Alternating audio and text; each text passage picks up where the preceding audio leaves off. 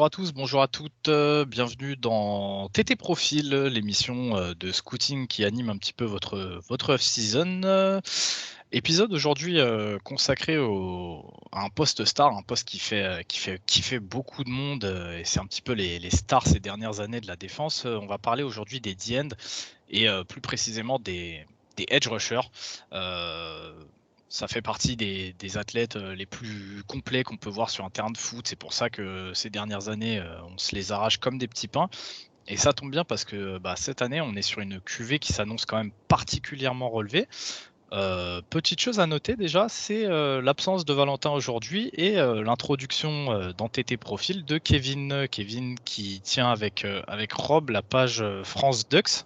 Salut Kevin. Salut, salut. Donc Kevin, il est venu nous donner un petit coup de main, sur les edges, au niveau du scouting. C'était déjà prévu avant qu'on lance le concept, mais malheureusement, bah, Kevin était très pris en ce moment, donc il a pu nous rejoindre que sur les edge rushers. C'est donc avec lui que j'enregistre cet épisode aujourd'hui et un épisode, bah, on va pas vous mentir, sur lequel il va falloir qu'on soit assez concis parce que, bah, il y a énormément de monde, déjà sur ces tiers 1, 2 et 3. Donc bah, à moins que tu veuilles rajouter quelque chose Kevin, on va Non, commencer juste, direct. juste pour dire qu'effectivement, si vous avez regardé un minimum les mock drafts qui sortent, vous vous rendez compte que avec le poste de offensive tackle, ce poste de D-end edge rusher est potentiellement le deuxième poste qui sera pris, comment dire? Il y a potentiellement 3 joueurs qui seront pris dans le top 10 de la draft du mois d'avril prochain. Effectivement, c'est un programme très, très chargé qu'on a aujourd'hui et très alléchant. Exactement, aussi. Donc bah, on va commencer, tout de suite, hein, on va rentrer directement dans le vif du sujet avec le tiers 1 et ce qui est pour moi le edge rusher ou defensive end, le plus, fort de la prochaine draft, en tout cas celui que moi je considère comme mon préféré. Malheureusement, bah, Kevin, supporter d'Oregon, bah, il est aussi un petit peu biaisé. On va parler de Kayvon Thibodeaux. Donc Kayvon Thibodeaux, déjà, c'est tout un athlète, hein. On parle d'un mec, qui émarge à 6'5", 258 livres. Il nous sort cette saison, bah, une jolie fiche statistique à 50 plaquages, 12 plaquages pour perte. On est sur 7 sacs, 2 forcés de fumble et le tout, en ayant manqué quelques matchs, Kevin. Oui, en effet, hein, si vous nous avez suivis cette saison, vous avez suivi un peu les péripéties aussi de Kayvon Thibodeaux entre ses blessures, sa suspension contre, enfin son targeting contre Stanford, donc sa suspension le match après contre Cal et ainsi de suite. Mais c'est un mec qui a des enfin, il y a moi je vais être très simple, hein, j'ai fini mon scouting par Kayvon Thibodeaux. Je me suis refait une tape de Thibodeaux aujourd'hui et en fait, je me suis posé la même question les 2 fois. C'est à quel moment qui que ce soit en scoutant peut mettre quelqu'un d'autre que Kayvon Thibodeaux en meilleur edge rusher de cette draft? C'est une question qui me taraude et c'est aussi pour ça que je voulais faire les edge rushers. Parce que moi j'ai vu Thibodeau toute l'année et enfin bref.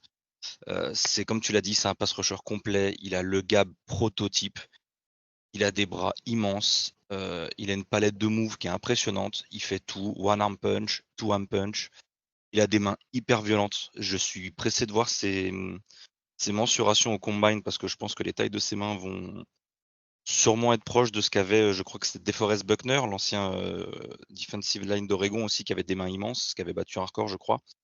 Il a une puissance du haut du corps qui est assez phénoménale, mais surtout ce qui m'impressionne, c'est le pendant de ça, ce qui veut dire le bas du corps. Il a un get off, donc ce qu'on appelle le get off pour un defensive line, c'est l'explosion au snap en fait, c'est cette explosion de la ligne de scrimmage au snap et il a le get off le plus impressionnant de tous les joueurs que j'ai scoutés et dans la liste qui vient, on en a un peu moins d'une quinzaine, et c'est impressionnant pour son gab. Il a des get off qui sont plus rapides que des mecs qui font 30 pounds de moins que lui.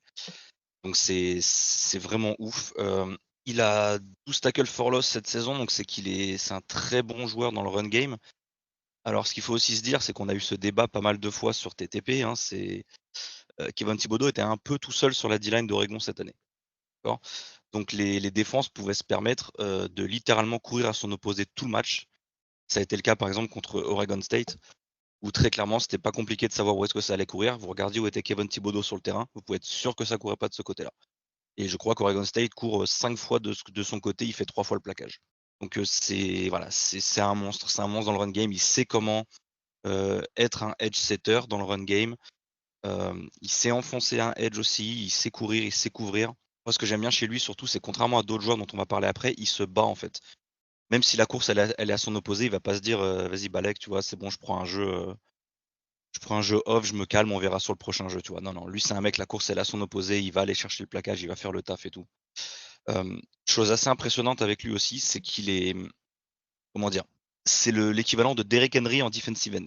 Ce qui veut dire que Derrick Henry, vous verrez qu'il fait de plus en plus mal au fur et à mesure du match.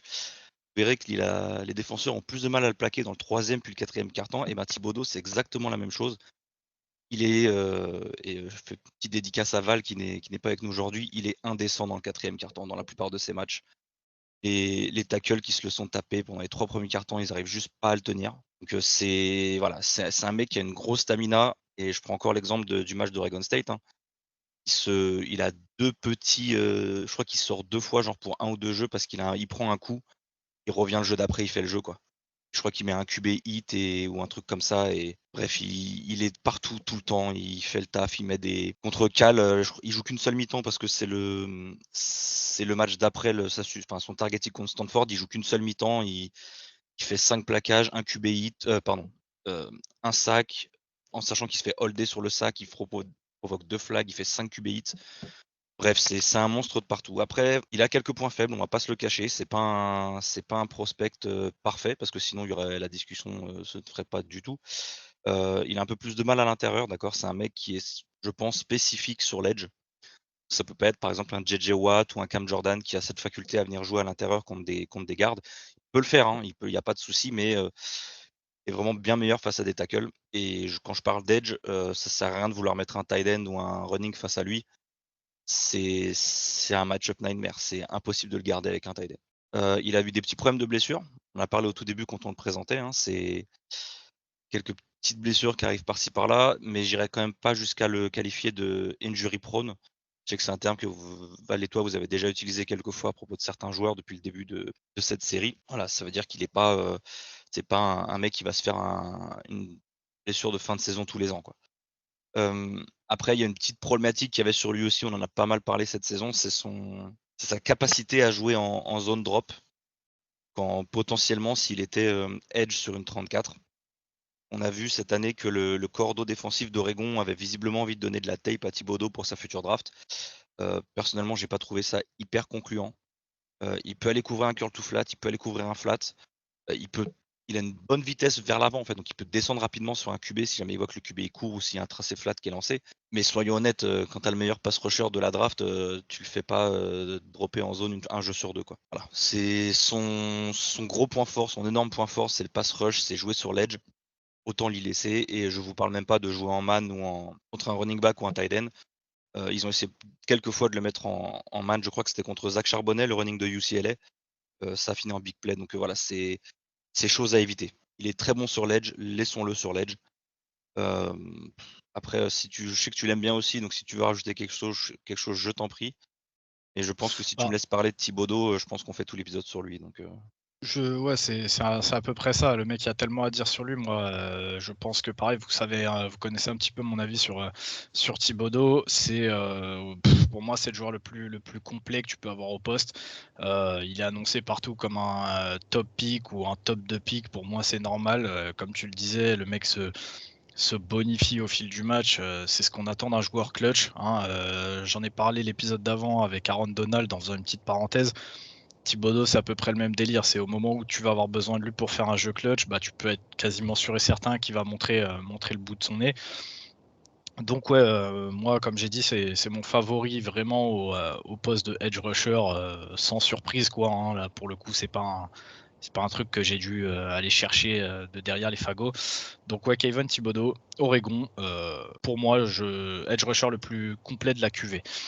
On va passer à la suite, Kevin, et on va parler de, George, Karlaftis, j'ai toujours du mal à le dire, donc de Purdue. Un petit peu plus petit que, Kayvon Thibodeau, puisque lui, pour le coup, il est marge à 6'4", il est à 275 livres. Cette saison, une fiche statistique quand même vachement moins impressionnante que celle de Thibodeau pour le coup. Il est à 39 plaquages, il est à 10 plaquages pour perte, il est à 4,5 sacs. Ce qui est intéressant par contre, c'est au niveau de ses ratios de turnover. Il est à 2 forcés de fumble, il a recouvert 2 fumbles et il est aussi à 4 passes défendues. Pour le coup, Karlaftis, on l'a vu, c'est un petit peu un riser, il est monté, au fil de la saison. Qu'est-ce que tu peux nous dire sur Georges Karlaftis, Kevin? Alors moi j'étais très agréablement surpris par Karlaftis parce que moi c'était le point d'interrogation. Comme tu l'as dit, c'était un riser pendant un gros bout de temps, ça a été le duel Thibodeau-Hutchinson. On verra juste après bien sûr. Et en fait, quand je suis arrivé à la tape de Karlaftis, il m'a sauté aux yeux. C'est une pile électrique. Et le mec fait 275 pounds, hein, donc il fait 20 pounds de plus que Thibodeau, hein. Il a cette fameuse expression, le high motor, je sais que vous en avez parlé derrière. Un gros moteur, voilà, c'est un mec qui court beaucoup, il cavale partout et le mec joue the end, quoi. Moi j'ai kiffé sa tape. Voilà, j'ai regardé 4 matchs de lui, il flash en fait, comme Thibodeau, tu me diras après les joueurs qui sont des top 10 prospects, c'est ce que tu attends d'eux. Et Karlaftis, j'avais limite même pas besoin de chercher sur internet pendant que je regardais ses stats pour savoir quel numéro il avait, pour savoir qui scoutait, parce que tu sais tout de suite qui est Karlaftis. Ça saute aux yeux. Chose à noter d'ailleurs, on parlait de ses stats, hein.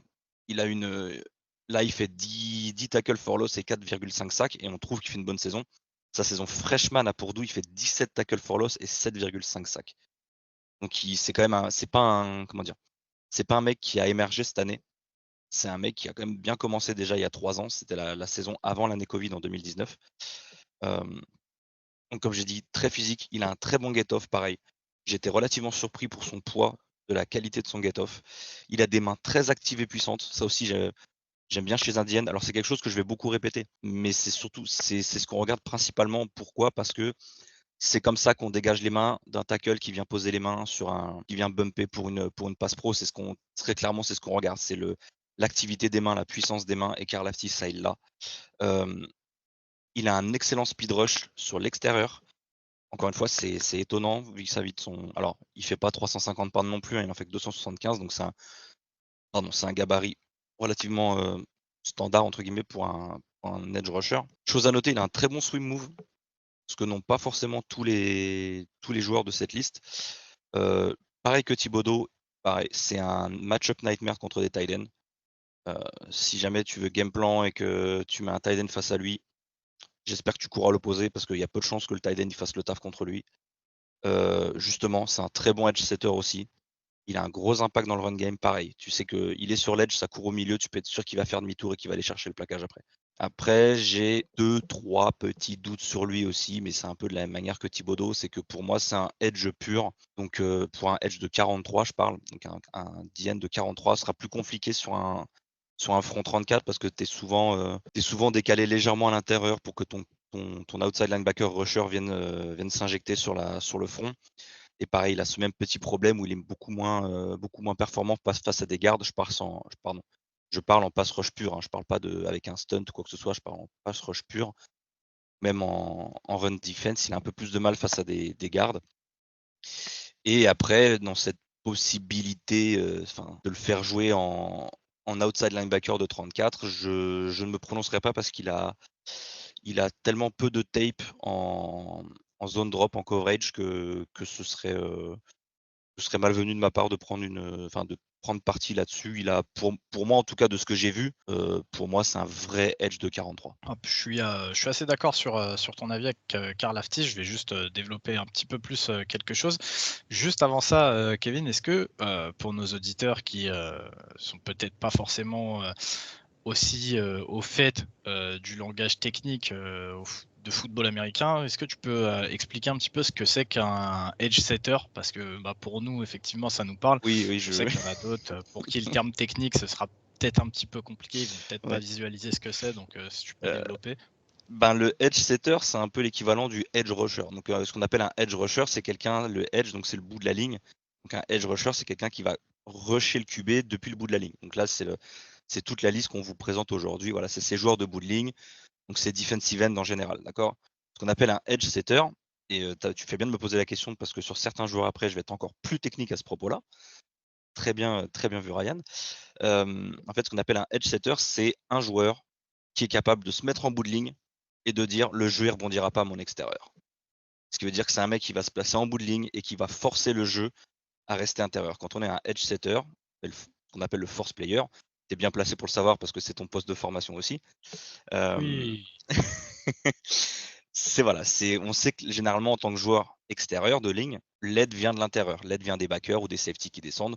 Donc le but, c'est de se mettre à l'extérieur, de dire au running: «Non, non, non, non, l'edge il est fermé, le bowling il est fermé, tu vas pas aller chercher la sideline, reviens à l'intérieur là où moi j'ai tous mes potes qui vont me défoncer».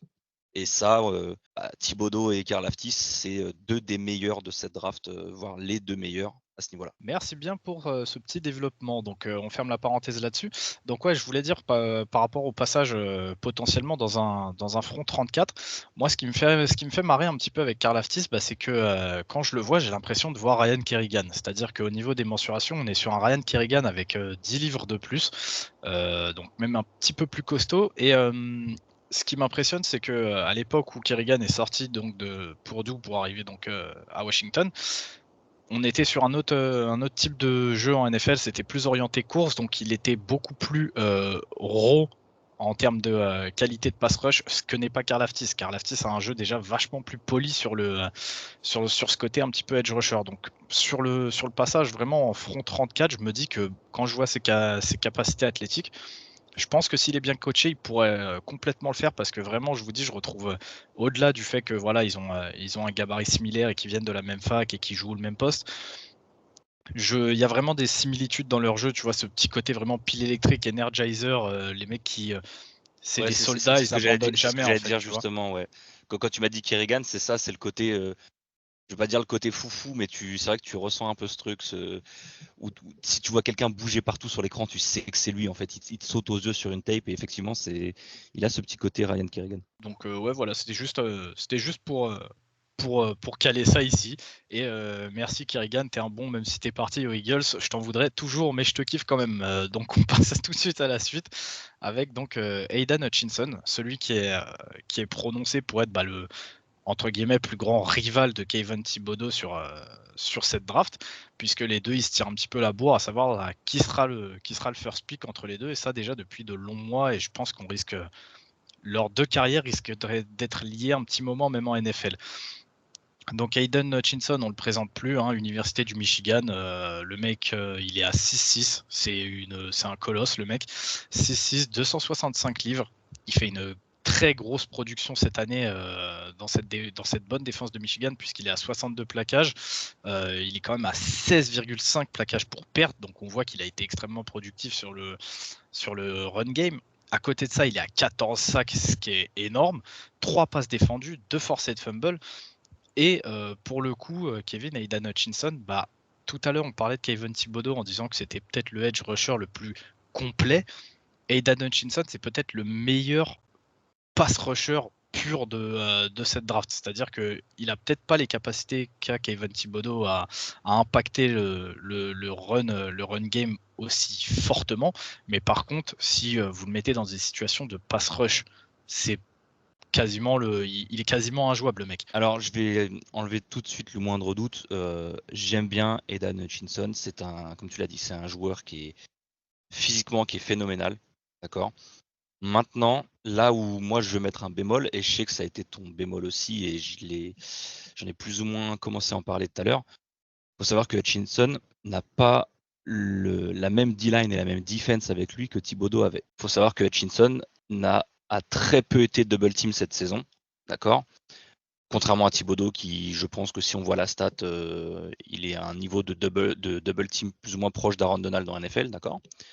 Parce que les adversaires d'Oregon pouvaient littéralement se permettre d'utiliser un autre joueur parce qu'ils savaient très bien qu'ils pouvaient prendre tout le reste de la D-line en 1 contre 1. Ce qui n'était vraiment pas le cas avec Michigan. On y viendra après avec David Ojabo qui était de l'autre côté. Mais voilà, il y a quand même ce petit bémol à voir. Moi, je sais qu'il y a pas mal de trucs sur lesquels j'ai un peu de doute avec Hutchinson, d'accord?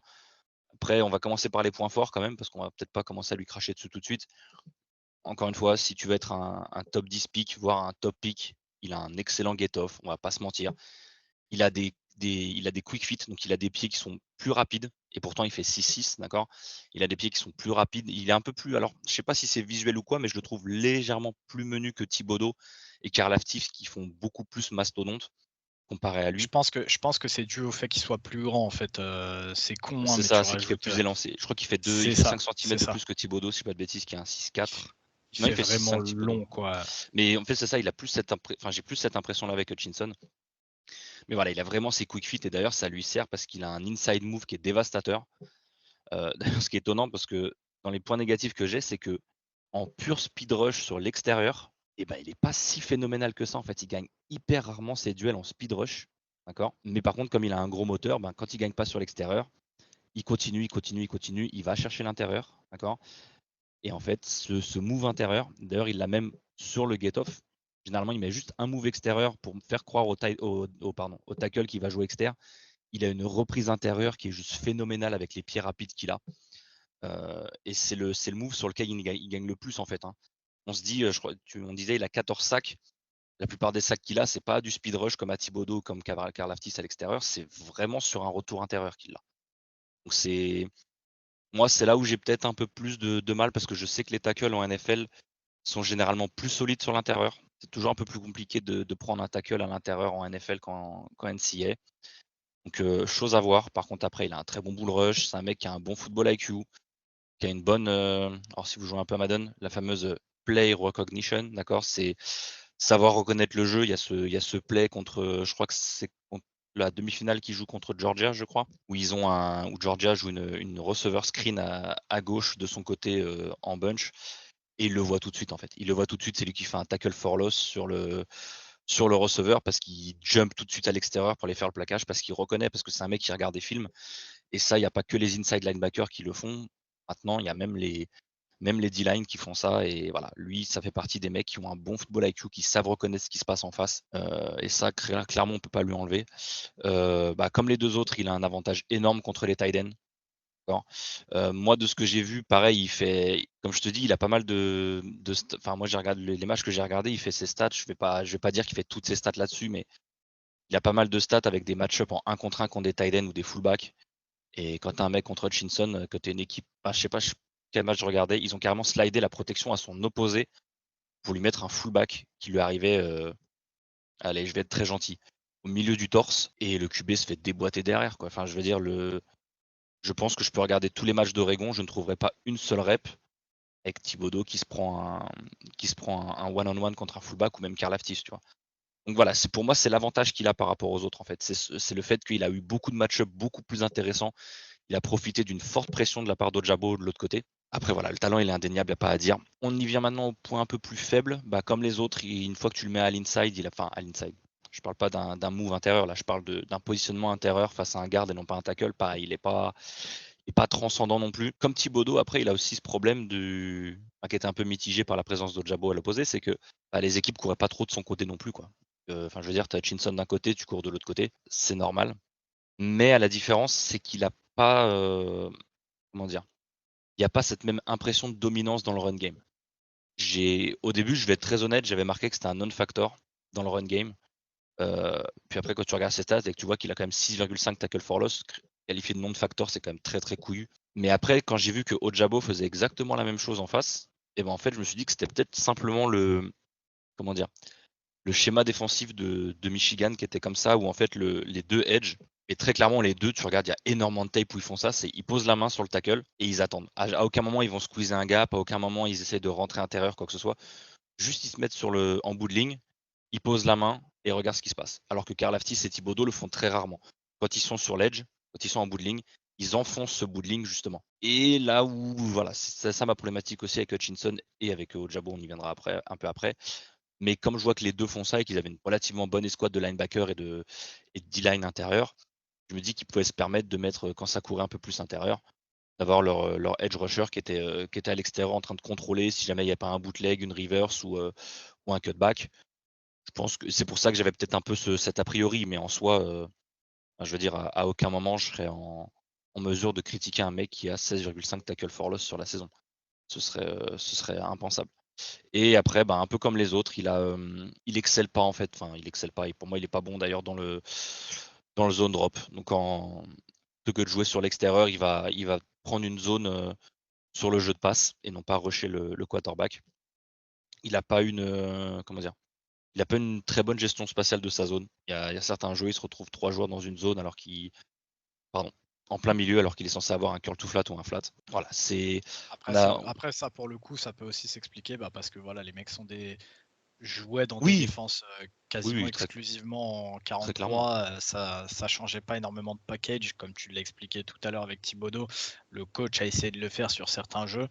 Ça n'a pas été le cas pour Karlaftis, ça n'a pas été le cas pour Hutchinson. Maintenant, à voir, c'est le genre de truc que en vrai, tu peux régler, je pense, assez rapidement si voilà, c'est coaché Oui, oui. toute une Et année. puis comme j'ai dit, il a un bon football IQ, c'est un mec qui comprend Ouais, quand même ouais, ce ouais. qui se passe, donc je pense que si jamais tu as un bon coach de linebacker, un bon cordeau défensif, tu peux effectivement le gérer là-dessus. Là-dessus, tu vois, là-dessus, j'ai pas vraiment de problème à ce niveau-là. Maintenant, juste petit disclaimer pour faire plaisir notamment à notre ami Guillaume.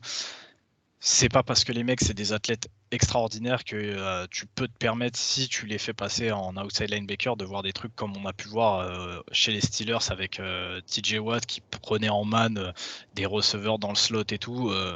Les mecs, c'est des athlètes. Au bout d'un moment, voilà, faut aussi savoir respecter leur poste. Si tu les prends en outside, ils vont pouvoir aller dropper en zone. Les mecs, ça sera jamais des foudres de guerre en cover en man.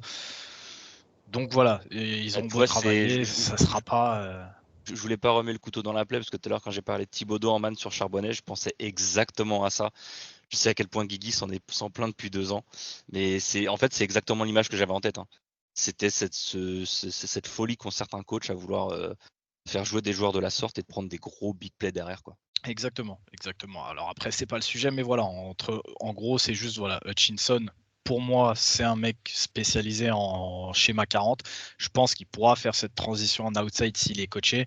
Maintenant, derrière, vous attendez pas à avoir des dingueries du type le mec est capable de prendre un receveur en man. Non, c'est pas le cas. C'est un bon athlète, mais il faut remettre les choses dans leur contexte. Du coup, Les 3 joueurs du tiers 1, excuse-moi, je te ah devance ouais. légèrement. Voilà, le tiers 1 s'arrête là.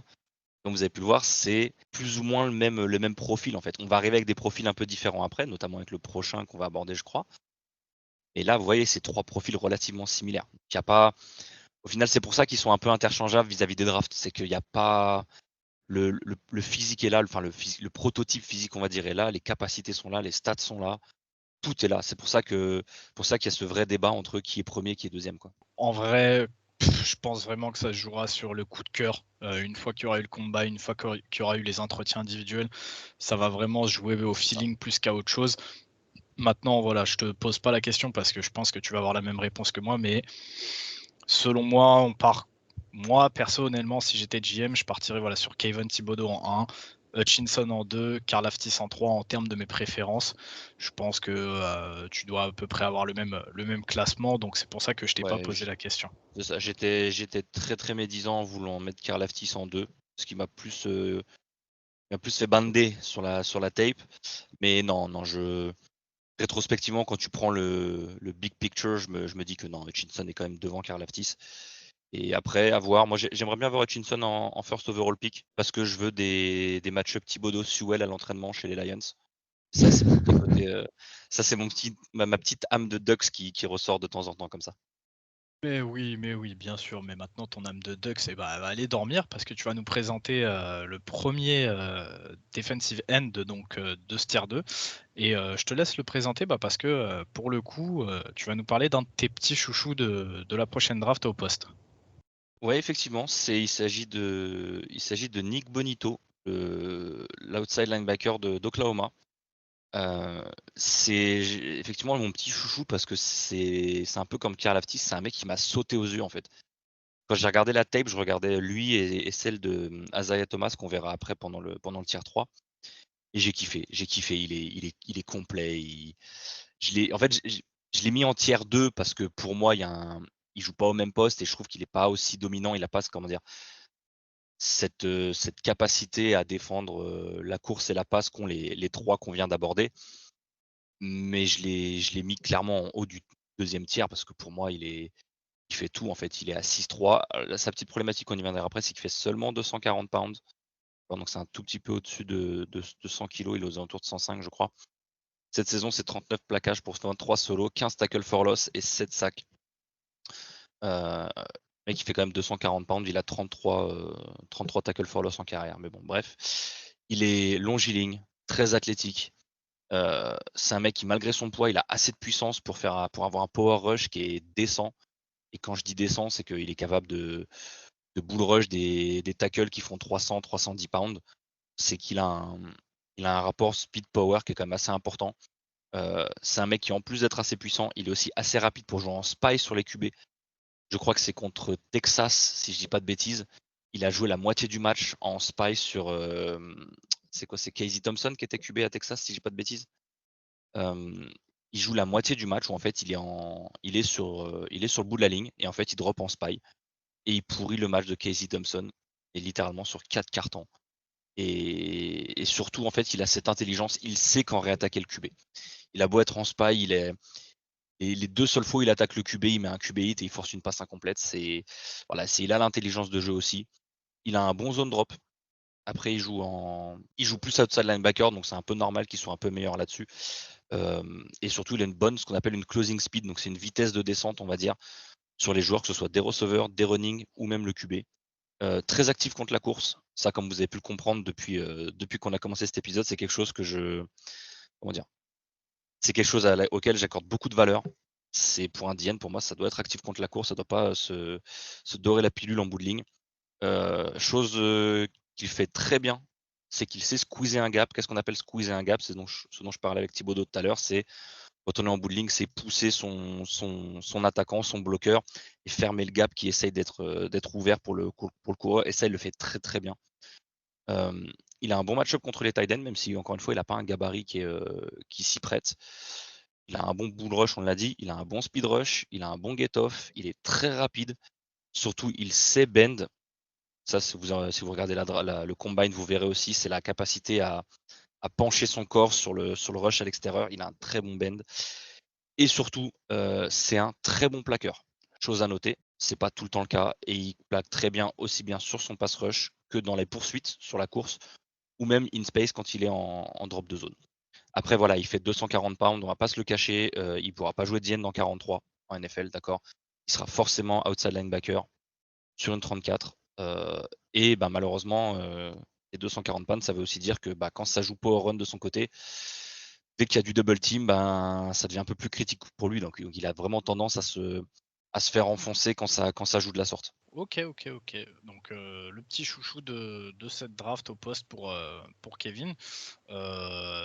Petite question, Kevin, tu le vois atterrir où dans les meilleures conditions, Nick Bonito? Si vraiment tu pouvais le mettre n'importe où là, demain en NFL, où est-ce que tu le mettrais pour vraiment lui assurer, entre guillemets, les chances de réussite les plus élevées? Alors je vais être fort honnête avec toi, j'ai pas une connaissance assez poussée des rosters NFL complets, voire même surtout à ce poste de D-end. Après, là où de ce que j'ai en tête, on va dire, hein, je le verrais bien dans une équipe comme les Falcons, par exemple, qui ont pas mal de problèmes. Ils ont Grady Jarrett, non, si, je crois que c'est Grady Jarrett qui est l'ancien de FSU, si je ne m'abuse, qui est en D-tackle, là, qui fait des misères depuis 2 ans. Et je trouve qu'ils ont besoin d'un pass rusher. Ils ont le 8e pick, je crois. Et malheureusement, comme on l'a dit, hein, il y a des chances qu'au 8e pick, Karlaftis, Thibodeau et Hutchinson soient déjà partis tous les 3. Il y en a d'autres, on va y venir, mais ouais, c'est une équipe qui peut bénéficier d'un gars comme ça. Surtout avec une défense qui est vraiment pas au top. Alors moi, je t'avoue que voir Nick Bonito en FC South, ça m'arrangerait pas, hein. Si j'avais été intelligent, j'aurais d'une équipe en IFC. Mais non, parce que ça me fait chier, tu vois, j'ai un chouchou et je le fous dans ma division 2 fois par an, c'est con. Mais non, c'est vrai qu'effectivement, ce serait une des équipes chez qui je le verrais bien. Surtout qu'ils ont un OK. pic relativement tôt. OK, super. Donc vraiment pour toi, Bonito, tu l'as classé tier 2, mais on est quand même, selon toi, sur un range en termes de talent qui vaudrait un Alors, milieu de premier tour? ouais, voilà, c'est ça. Comment dire? Je le vois bien aux Falcons, mais pas enfin, après, c'est vrai que là, je me suis peut-être pas l'exprimer, pas forcément avec leur pic, hein. Enfin, avec leur premier pic, ça va être Ouais, compliqué. Ils ont le ouais. 8e pic. Je les vois mal trigger sur Bonito, tu vois. Donc, Ouais. ouais, Non, mais il y mais a aucun souci, pour moi, les équipes qui sont dans cette range entre le 15e, alors après, j'ai pas le draft order sous les yeux, hein, entre le 15e et on va dire le 23-24e pick. Je pense que et très honnêtement, la plupart des edge rushers qu'on a dans ce tier 2 sont des mecs qui ont largement le niveau pour être pris aussi haut dans cette draft. OK. OK, super. C'est juste le point que je voulais voir avec toi. On avance parce que mine de rien, bah, on est quand même déjà à 35, minutes à peu près d'épisode et il nous reste encore beaucoup de joueurs à faire. Donc, on avance tout de suite et on va passer à un joueur qui évoluait donc cette année à Georgia. Un joueur que tu aimes bien Kevin, donc comme je l'ai dit, ouais, il faisait partie de cette énorme défense, cette année à Georgia et bah, son nom, il glisse un petit peu entre tous les gros names qu'il peut y avoir dans cette défense et on va parler de Trevon Walker. Trevon Walker, donc c'est, lui aussi un edge, 6'5", 275, livres. Il est voilà dans ce prototype physique au niveau du gabarit de ce qu'on recherche chez un edge. Cette année, il a 33 plaquages, 17 solos, 7,5 plaquages pour perte, 6 sacs. Alors, quand on parle de toutes les autres productions qu'on a pu voir avant lui, on peut se dire que effectivement c'est faible. Maintenant, c'est un truc qu'on a beaucoup répété et qu'on continuera à répéter avec, les défenseurs qui sortent de Georgia. Bah, en fait, malheureusement à Georgia, il y avait, tellement de joueurs talentueux que, bah, forcément, en fait, ils se sont tous partagés, une part du gâteau et ils étaient tellement forts qu'ils faisaient sortir les offenses extrêmement rapidement du terrain, donc ça aidait pas à faire des stats, faramineuses. Trevon Walker, Kevin, comment dire? On est déjà sur un joueur, qui fait partie du haut du panier, en termes de défense contre la course. Le mec est quand même hyper solide. C'est un mec qui sait squeezer le gap, que ce soit à un bras ou à 2 bras. On est vraiment sur un mec qui avait pas à rougir, de sa place dans cette défense de Georgia.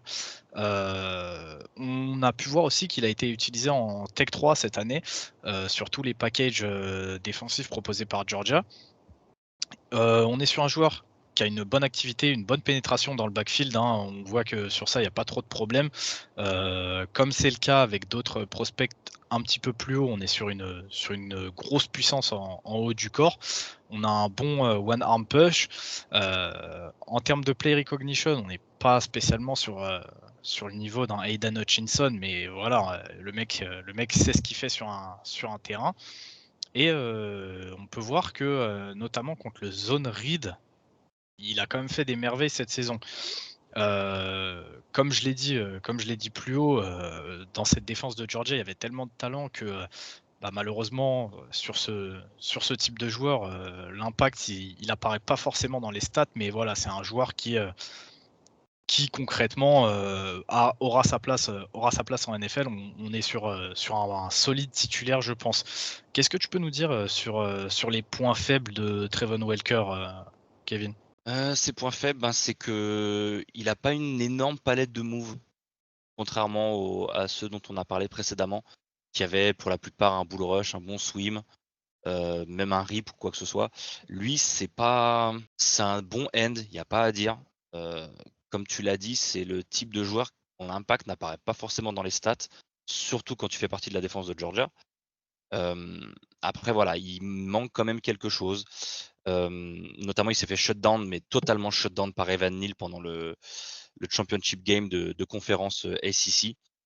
Il a un pass rush qui est quand même amélioré. Encore une fois, je pense que ce serait un mec qui bénéficierait beaucoup d'avoir un bon coach all-line parce que ce mec-là, tu lui mets un pass rush, peut faire des merveilles et du coup, voilà, pour moi, de la même manière, c'est un vrai, c'est plus un D-line limite qu'un edge, hein, donc le drop zone est à oublier, parce c'est pas un excellent plaqueur in space en plus, donc non, pour moi, il reste sur la D-line et comme tu l'as dit, en plus, il est capable de jouer en Tech 3, ce que ses prédécesseurs dans notre liste n'étaient pas forcément capables de faire.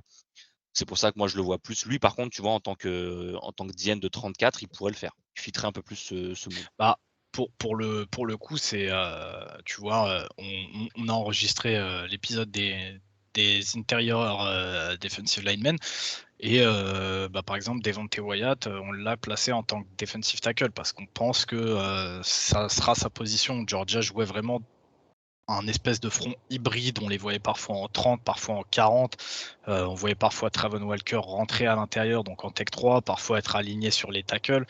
Donc, Comme on vous l'a dit, de toute façon, cette défense de Georgia, elle est all-time et c'est pour une raison, c'est que quasiment tous les joueurs qui composent cette défense auront un avenir en NFL, d'une manière ou d'une autre, que ce soit en titulaire, solide ou non, que ce soit en joueur de rotation ou même pour certains, je pense on va partir sur de la superstar, bien comme il faut.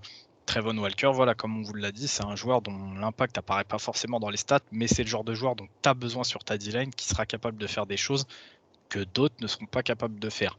Donc, au niveau du range, là, Kevin la rank en tier 2. Pareil, s'il est rank en tier 2, c'est parce que voilà, il y a des choses dans son arsenal qui restent à travailler. On n'est pas sur un joueur aussi étoffé que ce qu'on a pu voir plus haut. Mais en termes de talent, c'est Je vois plus sur un. Lui, tu vois, du coup, alors je l'ai mis tiers 2 aussi, j'étais peut-être un peu vague avec les tiers que j'ai fait, mais pour moi, il est deuxième, dire dernier tiers de deuxième tour. Il est entre pick 20 et 30 du deuxième tour, je pense. OK. OK. Bon, bah, alors comme ça, Kevin vous a décrit un petit peu, les points faibles, qui sont à travailler chez Trevon Walker, donc c'est parfait. On va avancer, tout de suite, au suivant puisque, bah, Kevin, c'est un mec qui, ces dernières semaines, explose complètement grâce à un senior ball absolument fabuleux et il est en train de conquérir le cœur des fans NFL assez vite, bah, parce que le mec, on est en train de se demander si là on n'est pas sur un late boomer en fait, un truc où, dans quelques années on va se retourner et se dire: «Ah ouais, le mec, le senior ball qu'il a fait, c'était juste le début de sa carrière, quoi». Effectivement, on va vous parler de Jermaine Johnson III de Florida State. Vous avez sûrement, si vous suivez un peu, voilà, encore une fois, l'actualité, notre actualité, vu cette vidéo du Senior Bowl avec ce duel titanesque entre Jermaine Johnson et Keenard, le tackle de Kentucky, au Senior Bowl, où ils se sont littéralement rendus coup pour coup. Et il y a je crois que c'est le spin move de Jermaine Johnson qui a fait sensation. Il a une vitesse de rotation sur son spin qui est juste phénoménale. Jermaine Johnson, c'est 70 plaquages cette saison, 17,5 tackles for loss, 11,5 sacs, 2 force fumble, un recover et le fumble recover qui l'a emmené jusqu'à la end zone adverse. Il faut savoir qu'il était, tu parlais de la défense de Georgia. Jermaine Johnson faisait partie de ces défenses de Georgia en 2019 et 2020. Il a transféré à Florida State cette saison et il a complètement explosé parce qu'il avait je vais même pas vous citer ses stats à Georgia parce que sur 2 saisons, c'était quelconque. Il a littéralement explosé à Florida State. Donc, comme on a pu le dire, les points forts, hyper athlétique, très rapide. Il joue énormément sur ses qualités physiques. Il fait 6'5", 262 pounds. Il est assez puissant pour avoir de l'impact, même face à des linemen intérieurs. Donc, garde et centre. Il a un excellent bull rush, comme on a pu le voir sur le Senior Bowl. C'est surtout cette transformation, c'est ce qu'il appelle le speed to power. C'est cette capacité à partir rapidement sur l'extérieur et ensuite à rentrer en force à l'intérieur. C'est quelque chose qui fait très très bien et qu'il a réussi à faire sur Keenard justement. Alors il y a un point fort et un point faible qui vont en même temps pour moi. Le point faible, j'en parle tout de suite, c'est qu'il a une tendance à être en retard au snap. Ça m'a littéralement, mais ça aussi ça m'a sauté aux yeux sur les tapes. Mais par contre, quand il part au snap, il est dévastateur. C'est un monstre quand il part dans le timing. Il a tellement un get-off qui fait la différence que s'il part dans le timing du snap, il y a des chances qu'il fasse le jeu, voire qu'il pourrisse le jeu au minimum. D'accord. Après, on en parlait tout à l'heure, il a une bonne technique de main pour chasser les mains du tackle, gagner le leverage. Donc le leverage, voilà, le but c'est d'avoir les mains à l'intérieur quand on est dans les tranchées, sur les blocs, quoi que ce soit. Et il a cette capacité à souvent avoir les mains à l'intérieur et à dégager les mains du tackle. Et Ryan, t'en parlais, c'est un des joueurs qui a eu le plus à gagner lors de ce Senior Bowl. Après, voilà, un autre point négatif, c'est le premier dans cette liste qui a un peu ce problème, c'est qu'il manque de discipline en tant que edge setter contre la course. Voilà, c'est un pass rusher de qualité. Après, encore une fois, je vous dis ça, le mec, il a 17,5 tackle for loss cette saison. Mais voilà, c'est beaucoup sur ses qualités physiques, beaucoup sur le scheme. Mais voilà, il y a pas mal de moments où il est censé être à l'extérieur, ce qu'on appelle le force player, et il est trop attiré par le ballon en fait. Il est trop attiré par le ballon et il laisse le jeu rebondir à l'extérieur. Pour moi, c'est l'un des seuls points faibles qu'il a parce que c'est un joueur extraordinaire. Tu vois, ça me fait marrer un petit peu que tu dis ça parce que, bah, Jermaine Johnson, c'est un joueur qui était, bah, ces dernières semaines, ces derniers mois, il était quand même pronostiqué, si je te dis pas de bêtises, fin de 2e, début du 3e. il a suffi de quelques tapes au Senior Bowl et d'un bon match, pour clôturer ce week-end, pour le voir carrément maintenant monter en fin de premier tour. Je le vois de plus en plus être annoncé fin de premier tour et ça me paraîtrait pas déconnant parce que quand tu Il vois a été l'athlète annon que c'est. il a été annoncé on en parlait toi et moi tout à l'heure, la dernière mock draft de Daniel Jeremiah, donc l'analyse de spécialiste de la draft de NFL Network, il a sorti sa mock draft 2.0 et Jermaine Johnson est, je crois, est piqué en 8e par Atlanta. Donc vous voyez, je parlais d'un outside linebacker tout à l'heure pour Atlanta. Euh, lui, il aurait pris Jermaine Johnson. Donc quand tu dis une montée fulgurante, tu vois, c'est même plus la fin de premier tour, c'est qu'il y a même des gens qui le voient dans le top 10. Et c'est pour ça que je vous parlais d'un late boomer parce que, bah, lui pour le coup, voilà, c'est à 2 semaines là de l'ouverture du combine, le mec est passé donc comme je vous dis de début de troisième à, top 10 de la prochaine draft et ça m'étonne même pas parce que, bah, comme je vous le disais, quand on voit l'athlète, on sait que c'est quelque chose qui pour le coup fait quand même pas mal bander les scouts NFL et les coaching staff. Donc franchement, ça m'étonne pas et si Jermaine Johnson arrive à se faire une place dans le premier tour, franchement, moi je vous dis, je serais pas étonné. Personnellement, moi, c'est pas un pick que je ferais parce que j'estime que, en termes de talent, on se situe plus sur un 2e tour, mais comme je vous dis, ça m'étonnerait pas de le voir, dès le premier jour de la prochaine draft. Ouais, je suis du même avec Ensuite, toi et en sachant que il a éclaté tout le monde au Senior Bowl et il reste le combine. S'il s'y présente, je j'ai pas vu s'il avait été invité. On sait qu'il y a pas mal de joueurs qui boycottent un peu le combine pour différentes raisons. Mais voilà, s'il arrive à avoir une bonne démonstration au combine, ça peut être encore mieux pour lui, quoi. ouais, ouais, ouais, carrément. Et d'ailleurs, puisqu'on est sur les late boomers, on va continuer, bah, avec le deuxième late boomer, qui vraiment lui, pour le coup, a su, capitaliser au mieux sur son senior ball, puisqu'on va parler de Boy Maffey, de Minnesota. Alors au niveau du gab, on est sur quelque chose d'assez plus petit, Kevin. Quand on le voit, bah, c'est con, mais on dirait un cube. C'est un peu le même effet qu'avec, Georges, Karlaftis. Il est assez petit, assez tassé, mais par contre il a quand même pas mal de poids, donc ça se voit en fait, il fait vraiment cube. Boy Maffey cette saison, il a galéré un peu avec Minnesota, il est sur 34 plaquages, 10 tackles for loss, il est sur 7 sacs, un forced fumble. Maintenant voilà, il y a des qualités qui pour le coup moi me plaisent énormément chez Boy Maffey. Présente-nous un petit peu ce joueur, Kevin. Moi aussi, c'est un joueur qui m'a surpris. Je t'avoue que, encore une fois, la défense de Minnesota, c'est pas forcément ce que j'attendais. Mais il y a Boy Maffey dans cette défense de Minnesota et pareil, lui, quand tu vois la défense du Minnesota, forcément, il flash, hein, comme tous les autres. C'est un mec qui est très rapide, ce qu'on appelle off the edge, donc depuis le bout de la ligne. Il a une bonne technique de main.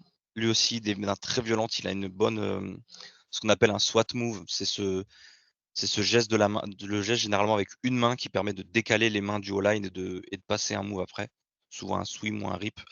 Hem, Chose assez étonnante, c'est que tu dis que c'est un cube, mais c'est quand même un mec qui est capable d'aller couvrir des running back en man, en sortie de backfield. Alors, plus sur des tracés verticaux que sur des sortes de option route, quoi que ce soit où il y a plus de cut, mais voilà, c'est quand même un mec qui a une vitesse assez, comment dire? Assez imposante pour garder des running back en man en sortie de backfield. Il a peu de zone drop, mais il a un bon combo, couverture plus descente. C'est quelque chose que j'ai bien apprécié chez lui, malgré le peu de samples que j'avais, là-dessus. Pareil, chose qu'on verra il y a beaucoup de joueurs par la suite qui ont du mal, c'est quand ils prennent ce qu'on appelle un pull. Donc c'est un guard ou un tackle ou un centre ou un tight end qui décroche pour venir prendre le bout de ligne. Il y en a pas mal qui ont du mal, mais lui non. C'est un mec qui squeeze très bien le gap quand il se fait pull dessus. C'est quelque chose qu'il fait très, très bien. Et ce qu'on appelle un willing tackler. Donc c'est un mec qui aime plaquer. C'est un chien de la casse, c'est un mec qui est très actif dans le run game. Maintenant, il a aussi quelques problématiques, hein, parce que sinon ce serait pas drôle. Il a une petite tendance à pas garder son bout de ligne quand il est force player. Notamment alors là je vais parler très technique, hein. Je vous ai dit qu'à certains moments je rentrerai beaucoup dans la technicité. Dans ce qu'on appelle quand il y a des bootlegs des QB en fait, dès qu'il est pas bloqué, il a tendance à vraiment rentrer dans le jeu. Sauf que sur tout ce qui est naked bootleg, zone read et tout, bah, il se fait souvent avoir. Donc voilà. Et pareil, j'ai un léger doute sur ses plaquages. C'est quelque chose que j'ai remarqué sur les 3-4 tapes que j'ai regardé de lui. Il y a 2-3 moments où où il y a des techniques de plaquage un peu douteuses, mais en soi, c'est un joueur qui a un énorme potentiel et qui a fait énormément de bien à cette défense de Minnesota cette année, malgré le fait que les stats soient pas si énormes que ça. Mais pareil, c'est un potentiel qui est assez énorme. Potentiel qui est assez énorme, surtout quand on voit les points faibles que tu notes. Sur le premier, c'est un truc où si le joueur fait preuve d'un petit peu de QI football, tu pourras le régler assez rapidement, juste grâce à du coaching et de la vidéo. Pareil sur les plaquages, c'est un truc où si à l'entraînement il est appliqué et qu'il écoute bien ses coachs, ses problèmes de plaquage peuvent être résolus assez rapidement. Moi j'adore Boy Maffei et je l'adorerais encore plus, sur une transition en outside linebacker sur un schéma en 30. Pour moi, il a le gabarit. Il a, franchement ce côté comme, comme je te dis, cube et très bon justement sur tout ce qui est pool, qui fait que, justement si tu le décales un petit peu plus de la boîte, ça sera pas hyper gênant, grâce à son athlétisme, il saura quand même cancel le jeu. Il a des vraies capacités, comme tu l'as dit, pour couvrir, que ce soit en zone et même des running back en man. Donc, pour le coup, ouais, Boy Maffei, je le vois vraiment sur une reconversion, outside linebacker et je pense que c'est un nom qui peut ressortir, dans quelques années après un petit peu de coaching, un petit peu de polish, Boy Maffei. En tout cas, c'est tout ce qu'on lui souhaite. On avance, parce que mine de rien, il nous reste encore pas mal de joueurs à faire.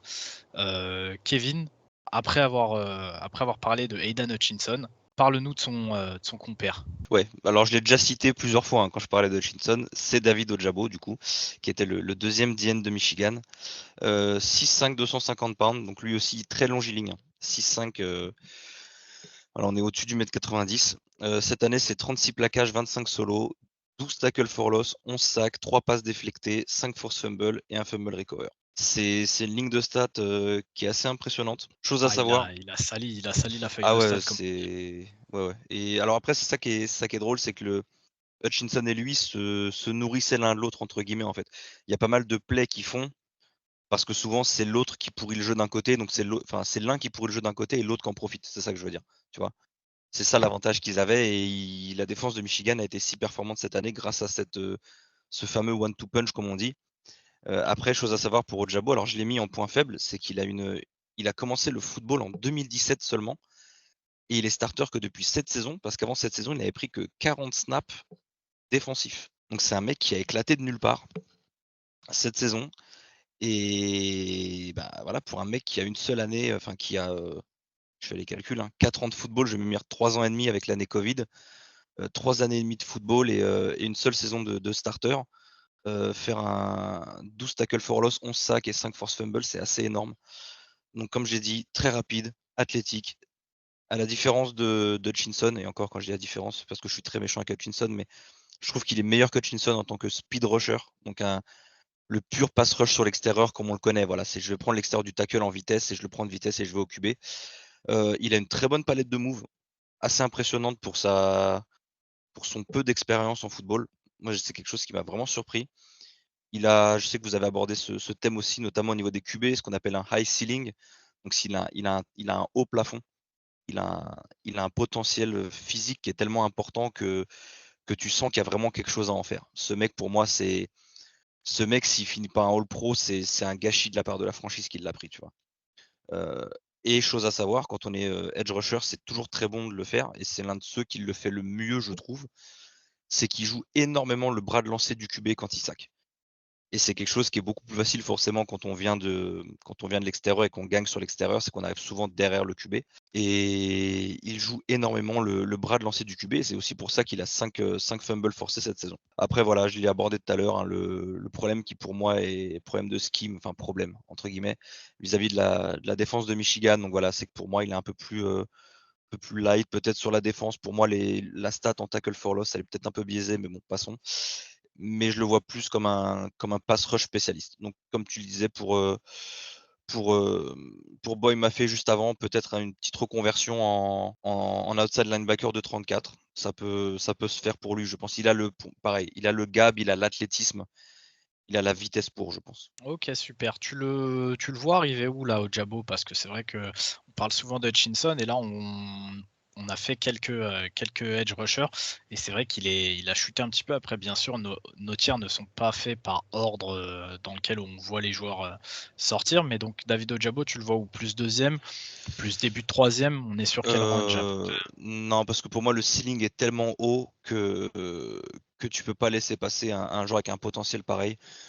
Donc je le vois. Alors il y a beaucoup de gens qui le voient première moitié de premier tour. Si ça ne tenait qu'à moi, ce serait vraiment le tout début du deuxième tour, fin de premier, début de deuxième. Mais je pense qu'il sera pris avant. Ouais, il a un Il a, plafond voilà, trop c'est ça. élevé, Il a un plafond ouais, ouais. trop élevé pour laisser passer ça. Ouais, C'est ça se vraiment le fameux comprend truc totalement. où tu fais payer le fameux truc où tu fais payer les 31 équipes qui t'ont pas prise, tu vois, quand t'es Ouais, pro deuxième ouais, ouais. tour. Lui, c'est vraiment ce type de joueur. OK. OK, je vois tout à fait. On avance et on rentre directement, tête la première dans ce tier 3, hein, ça cogne, hein, pour retrouver les bonnes vieilles expressions et bah, justement, on va parler de celui avec les stats les plus monstrueuses de ce tiers puisqu'on va parler d'Arnold Ebiketie de Penn State. Penn State, vous savez, vous commencez à connaître notre amour, pour cette magnifique fac de Penn State. Une fois n'est pas coutume, fuck Penn State. Désolé pour les gens qui adorent Penn State, mais c'est réel. On arrive sur un bon edge bien cogneur, bien gogol. C'est pas péjoratif, mais on aime bien des fois. Parle-nous de Ebiketie, Kevin. Et Biketi, j'étais relativement surpris parce qu'il a des stats, il a des stats de malade, hein. Et quand je me dis, ouais, je l'ai mis tier 3, ouais, tier 3, mais le mec, il a 18 tackle for loss, 9,5 sacs sur la saison, 62 plaquages, 2 force fumble. Tu te dis, pourquoi je l'ai mis tier 3, quoi, tu vois. Mais voilà, il manque quand même certaines choses. Après, alors c'est un transfert lui aussi, un peu comme Jermaine Johnson, il était à Temple sur ses 3 premières saisons. Voilà, Temple est pas non plus connu pour, même s'il y a quand même de très bons défenseurs qui en sortent de temps en temps. Il fait une bonne saison junior avant de transférer, mais il a clairement totalement explosé depuis qu'il est arrivé à Penn State, hein. Les stats n'ont rien à voir. Les points forts des Biketi, c'est quoi? C'est après on reste dans le classique, hein, extrêmement rapide. Et là je parle pas que sur le speed rush. Alors comment expliquer ça? Il y en a certains, je les trouve très rapides sur leur premier pas par exemple, mais après ça se calme un peu. Et Biketi, pour moi, il a cette faculté à être rapide tout le temps en fait. Les 2 premières tapes de Penn State que j'ai mis, je vous jure littéralement, je crois que c'est Indiana et Ohio State. Le premier jeu du match, c'est un tackle for loss d'Ebiketie, qui est tout seul dans le backfield. Vous pourrez vous amuser à aller sur YouTube. Les vidéos sont disponibles sur YouTube. Les 2 premiers matchs que j'ai regardés, c'est ça. Le mec, il arrive, poum, il speed tout le monde. Les O-line, ils ont même pas le temps de réagir. Il est dans le backfield, tackle for loss. Et on parlait du combine tout à l'heure. Je serais même pas étonné que malgré ces 253 pounds, il soit en dessous des 4,6, voire des 4,5 au 40 yards. Pour moi, c'est un mec qui a une vitesse de folie. Il sait faire la différence à l'extérieur sur un speed rush. Il a un rip move qui est hyper efficace. Donc le rip, c'est le bras qui part de l'arrière vers le haut un peu en passant. C'est un move qui C'est va de l'espèce base du en haut. percute. C'est Voilà, c'est ça. l'espèce du percute que vous Il pouvez percute voir avec le souvent bras les joueurs intérieur. lancer. Ouais, c'est ça. Souvent, on peut voir des O-line, vous savez, qui attrapent au niveau de la gorge ou quoi, et le joueur, pour essayer de s'en débarrasser, qui essaye de lui casser le bras un petit peu en montant son bras, bah, c'est exactement ça le rip. Et lui, je trouve que c'est l'un de ceux qui a le meilleur rip. Il est hyper efficace. Justement, sur l'efficacité des mains, pareil. Il a des mains hyper efficaces. Il gagne énormément de duels juste avec ses mains. Et on en parlait pour Thibodeau, normalement, il a un one-arm punch ou un one-arm push, en fait, quand il arrive à pousser quelqu'un à une main. Voilà, si vous faites un peu de foot, un peu de sport en général, vous savez à quel point c'est difficile de pousser quelqu'un à une main. De là, faire reculer un joueur qui vous rend 60 pounds de 7 yards vers un QB, faut le faire quand même. Chose qui pour moi le différencie un peu des autres joueurs de ce tier 3. Il est très discipliné sur l'edge. C'est un mec qui on lui dit tu as l'edge, tu défends ton edge, tu te jettes pas comme un fou, tu laisses les joueurs à l'intérieur se démerder, ben il le fait quoi. Et il prend très très peu de jeux à son extérieur. Et surtout c'est un bon plaqueur avec un très bon impact. Tu disais tout à l'heure, un mec qui cogne, bah ouais, et Biketi c'est un mec qui cogne et moi quand je suis running, c'est l'un de ceux que j'aimerais vraiment pas me prendre dans le rap quoi. Après, malgré ça, il reste quand même sur du 253 pounds et de temps en temps, ben, comme Bonito un peu tout à l'heure, dès qu'on est sur du power game, ben, il le paye un peu quoi. Contre les double teams, il a toujours un peu de mal forcément.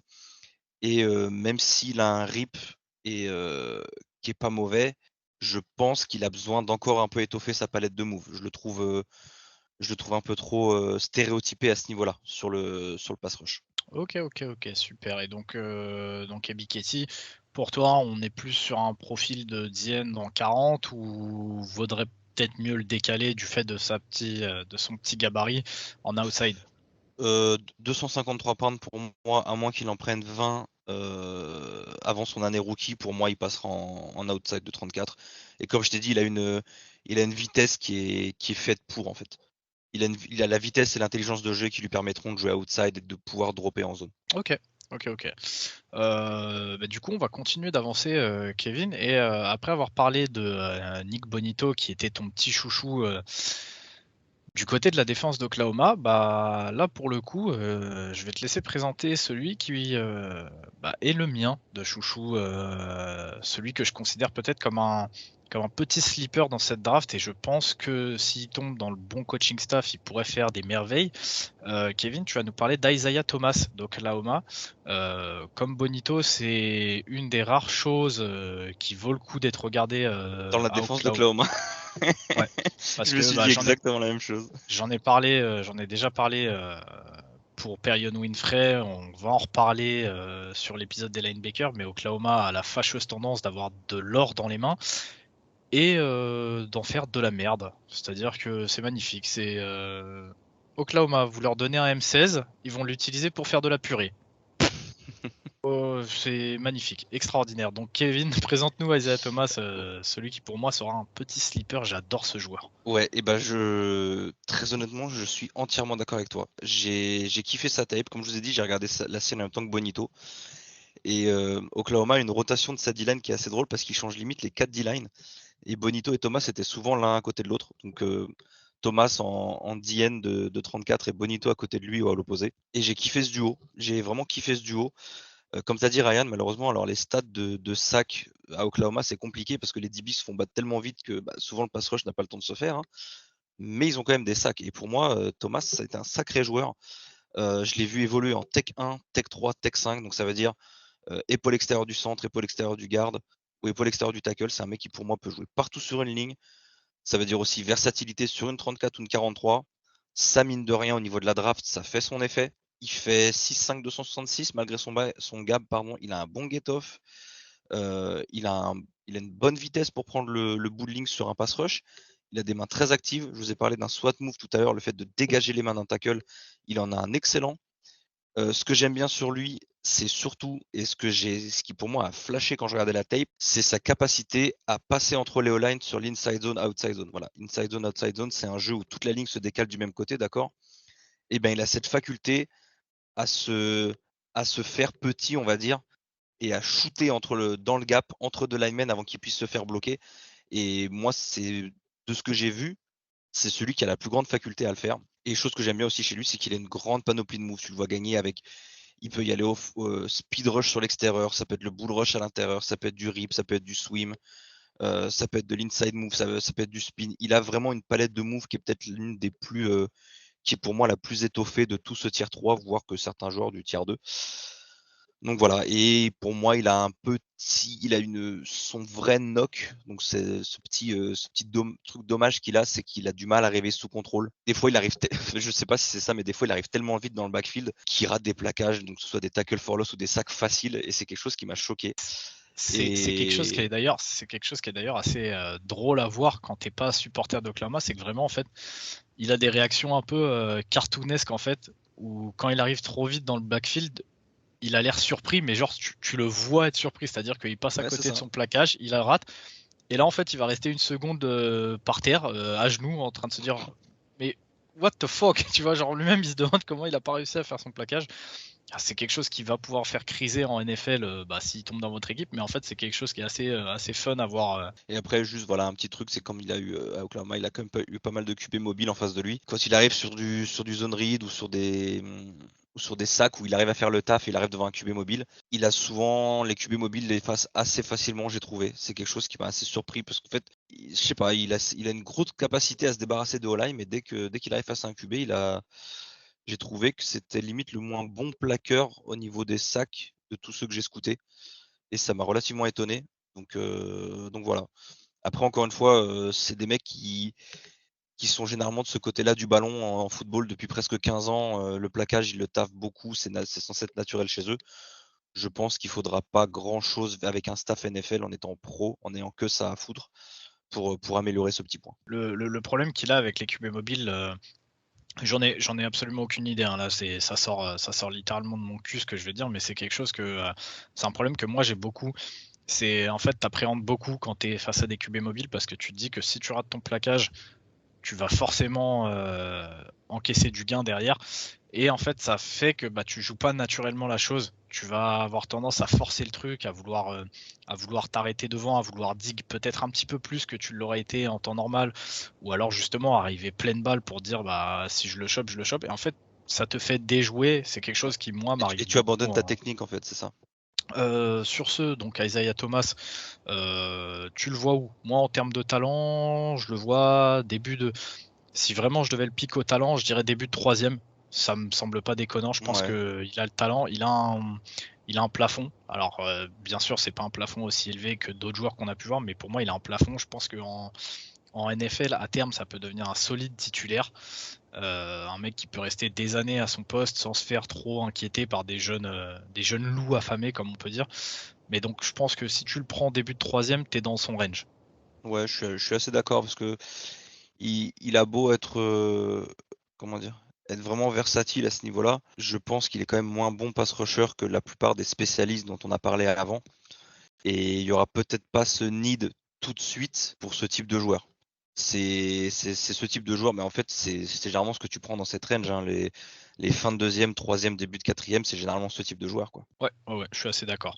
Donc, on va avancer. Et là, je vais te laisser faire un joueur à qui un des membres du podcast tient beaucoup. Parce que comme ça, Valentin Balayette viendra te rendre une petite visite s'il n'est pas d'accord.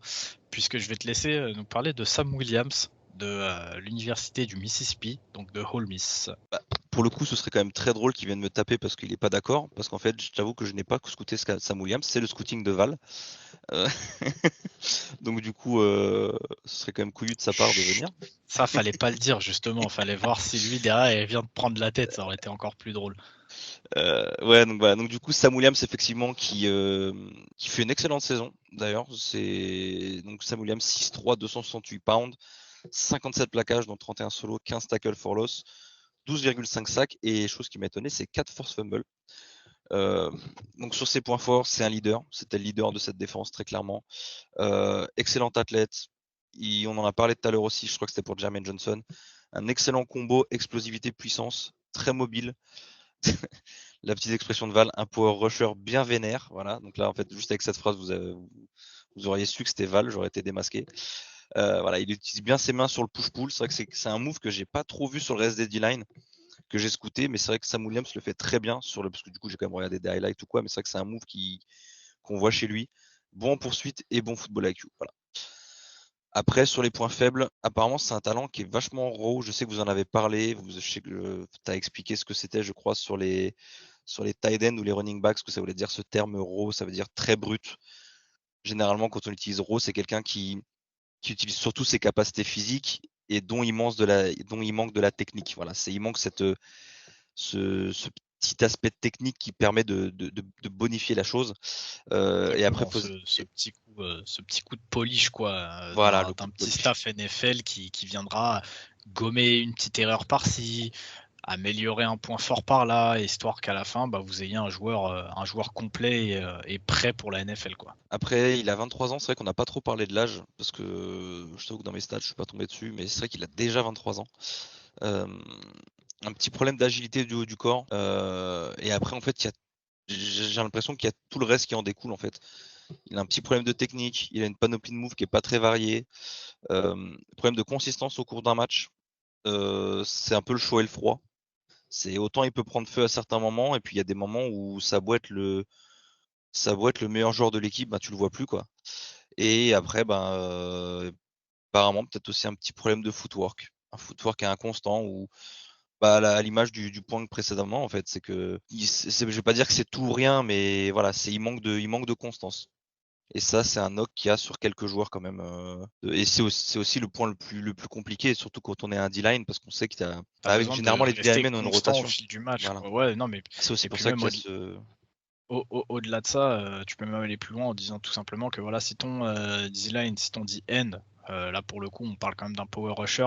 Si le mec écrase le premier quart-temps de son empreinte, te fait, je sais pas moi, 2 sacs, un forcé de fumble, et puis qu'après il s'éteint mais complètement, c'est-à-dire que tout le reste du match, tu ne le vois pas, et même pire, tu vas le voir se faire enfoncer, ça te fait chier en fait. Ça te fait chier de te dire que tu le laisses sur le terrain. Donc je pense que tout ça, ça résume un petit peu les points que nous a dit Val sur son côté un petit peu raw, son petit problème de technique.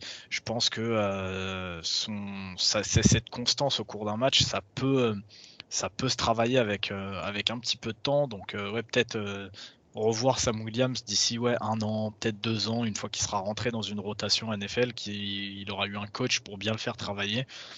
Pour enfin voir son potentiel final, quoi.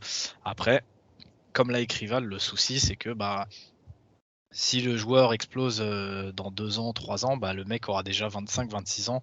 On sait qu'en NFL, bah tu commences à t'approcher gentiment de la fin sur ces postes-là qui sont très physiques. Faut pas oublier que chaque année, en fait, on a des jeunes loups qui arrivent, donc chaque année plus impressionnant physiquement, plus jeune, plus rapide, plus fort, plus technique. Donc je pense que tout ça, c'est ce que voulait dire un petit peu Val dans les points faibles. D'ailleurs, il nous a noté que le range de Sam Williams, malgré le fait qu'il fasse une très bonne saison, on est sur un fin de troisième, début de quatrième. Donc là, pour le coup, on est vraiment dans ce tier 3, ce tier 3 un petit peu bas, quoi.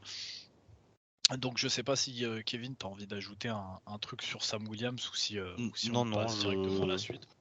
non, on peut enchaîner. Super, on va enchaîner tout de suite. C'est donc après Sam Williams, qui était fier représentant de Valentin Balayette, on va passer sur Zachary Carter, fier représentant de l'université de Floride, les Alligators. Notre ami Guillaume, lui aussi fier représentant de la Courneuve, fier représentant de l'Arménie, la bonne vieille Arménie sauvage. Et bah, pour tout vous dire, Guigui a tendance à nous casser les bonbons avec Florida. Et bah, Légèrement, légèrement. je vais être très honnête, Zachary Carter, il m'a pété les roubignoles dans le scouting. Parce que le mec, cette saison, il a joué End, il a joué Tech 3, il a Ouais, joué à l'intérieur Tech 1, j'ai eu le même problème, ouais. il a joué À chaque fois, je savais pas Outside. où il était. Et putain, en plus, il a le même. Je crois qu'il a un numéro. Genre, tu sais, les numéros de star, Il là, a le genre numéro numéro, 6. Il a le numéro numéro 6 6. et sur la D-line, ils ont aussi le 9 et le 5, je crois. Et le 8, non, le 8, C'est. je crois. Non, Je c'est crois le que 8, c'était oui, le c'est 8. le 8, c'est le 8. Oh là là. Tu sais quoi, Guigui? Voilà, il représente parfaitement ce que tu es. Vous nous faites chier, les Gators. Ça sort du fond du cœur. Vous sortez des bons joueurs, vous êtes relous. Donc, Zachary Carter, Kevin, est-ce que tu peux nous le présenter? Ouais, Zachary Carter, donc c'est un. Bah, en fait, tu viens de le dire, c'est même pas un edge rusher, c'est un D-line. Voilà, je veux dire D-line. À 6'4, 285 pounds. Donc là, on est sur, je crois, le plus gros gabarit de tout ce qu'on a là dans les 3 premiers tiers. D'où le fait qu'il soit capable de jouer aussi autant à l'intérieur. Cette saison, il n'a pas énormément de plaquage, hein, c'est seulement 31. En fait, je me suis demandé s'il n'avait pas manqué des matchs cette saison ou quoi, mais non, visiblement non. 31 plaquages, donc 15 solos, 11,5 tackle for loss, 7,5 sacs. Ses points forts, ben, il a un bon placement, une activité des mains. Plusieurs fois, tu le vois perdre son leverage face à son line, mais il a une maîtrise de son corps suffisante pour aller récupérer tout ça et bien placer ses mains justement. Pour moi, c'est un pur DN de 43, hein, justement, dû à ses 285 pounds. Puissant et surtout très violent. C'est quelque chose qui m'a marqué avec lui. Ouais, Euh, hyper en, violent. en parlant de violent, d'ailleurs, c'est un très bon plaqueur. Et sur la première tape que je vois, quand il arrive de son position de son poste d'end et qu'il revient à l'intérieur pour faire un plaquage sur un running, le running, le pauvre finit 3 yards plus loin latéralement. C'est vraiment un joueur très violent. Il est puissant sur le pass rush, il a un one-arm punch qui est vraiment impressionnant aussi. Il est vraiment capable de tenir à distance les tackles à une main. Après, sur ses points faibles, voilà, on parle des moves différents. Il a un spin move qui est relativement douteux pour moi. Ce qui est étonnant parce pour moi, il a des bonnes mains, il sait utiliser ses mains, mais je sais pas, il a quelque chose le speed move est pas là, quoi. Et puis il a une vitesse de rotation qui est peut-être due à ses 385 pounds, qui est pas idéale. Et après, ce que je trouve, 285. oui, 200, oui, Parce on que n'est pas sur du Jordan Davis, là, pardon. 385 pounds, mon pote, je Ce peux te serait dire que ça logique. serait un Ce serait joli bébé. logique. Puis s'il se met à tourner, on l'arrête plus aussi, hein. Et pour moi, c'est un peu le même problème que Sam Williams avant. Il a un manque de constance sur le pass rush. Je vais quand même pas aller jusqu'à dire qu'il prend des jeux off, mais il y a des moments où tu sens qu'il est pas dedans, en fait. Il y a des moments où il est pas à 100%. Après, la différence, c'est il joue beaucoup. Lui, il a pas la même rotation qu'ont des Isaiah Thomas ou d'autres ou Trevon Walker, par exemple, qui sont dans des vraies rotations de D-line. Lui, par contre, il a beaucoup joué. Donc après, je vais pas dire que c'est pas un mauvais point, mais ça peut s'expliquer par là. Le truc, tu vois, c'est, je vais être d'accord avec toi. Je pense pas que ce soit des jeux off. De ce que moi j'ai vu quand j'ai scout un petit peu Zachary Carter, c'est que on en revient toujours à son point peut-être le plus fort, mais qui est aussi un point faible, c'est sa violence, son côté ultra violent. En fait, ces jeux off, c'est pas qu'il se repose, c'est que tu vas le voir les cogner des linemen. Mais c'est littéralement ça, c'est-à-dire que le mec va pas faire son jeu, par contre il va aller rentrer ses deux avant-bras dans la glotte du tackle, il va aller faire un tout droit dessus, et en fait il se sort du jeu. Ça, pareil, je le sors pas de ma tête comme ça, c'est vraiment, je vous le dis, par match, il y a peut-être 5-6 jeux où il fait ça. Sur tout un match, où il va éclater un O-line gratos comme ça. Je comprends pas. Je comprends pas et je pense que il faudrait qu'il tombe dans un coaching staff qui sache un petit peu le cadrer pour en tirer toute la quintessence du joueur. Ce que j'ai noté moi avec Zachary Carter, c'est que au-delà de son gros gabarit et du fait que effectivement il a été aligné en Tech 3, en Tech 5, c'est qu'on est sur un type de DN qui est peut-être un petit peu daté en fait. Ce que je veux dire par là, c'est que on voit aujourd'hui des mecs ultra athlétiques, super forts techniquement, doués pour aller chercher les QB, mais qui ont souvent un petit peu de mal sur le run support, sur le run stop, chose que n'aura pas Zachary Carter. On est sur le genre de DN plus axé run support qu'on pouvait voir début des années 2000, en gros avant cette ère de tout tourner vers la passe en NFL. Pour ce qui est du genre, moi, il y avait un DN que j'adorais au Carolina Panthers qui s'appelait Greg Hardy. On est un peu sur le même délire, à peu près le même physique, très costaud, très violent, très très bon sur le run support, mais qui avait un petit peu de mal en edge, malgré un athlétisme tout à fait correct, voire même top. Pour les joueurs Madden, vous voyez ça un petit peu, vous voyez quand vous pouvez upgrade vos joueurs, vous avez le choix entre Speed Rusher et Power Rusher. Sur Zachary Carter, on serait plus sur un power rusher. Il aime le combat, il aime le contact et comme on vous l'a dit, il est très violent, quoi. Donc pareil, Zachary Carter, je le vois glisser tout doucement vers la fin du 3e tour, début 4e. Ce serait pas un scandale s'il tombe à cet endroit-là. À noter aussi que, à noter aussi que le fait qu'il ait joué en Tech 3, ça lui permet de pouvoir peut-être se reclasser aussi comme étant DN dans une 34. Ça pourra aider. Il sera sur des situations de 1 contre 1 en face du tackle.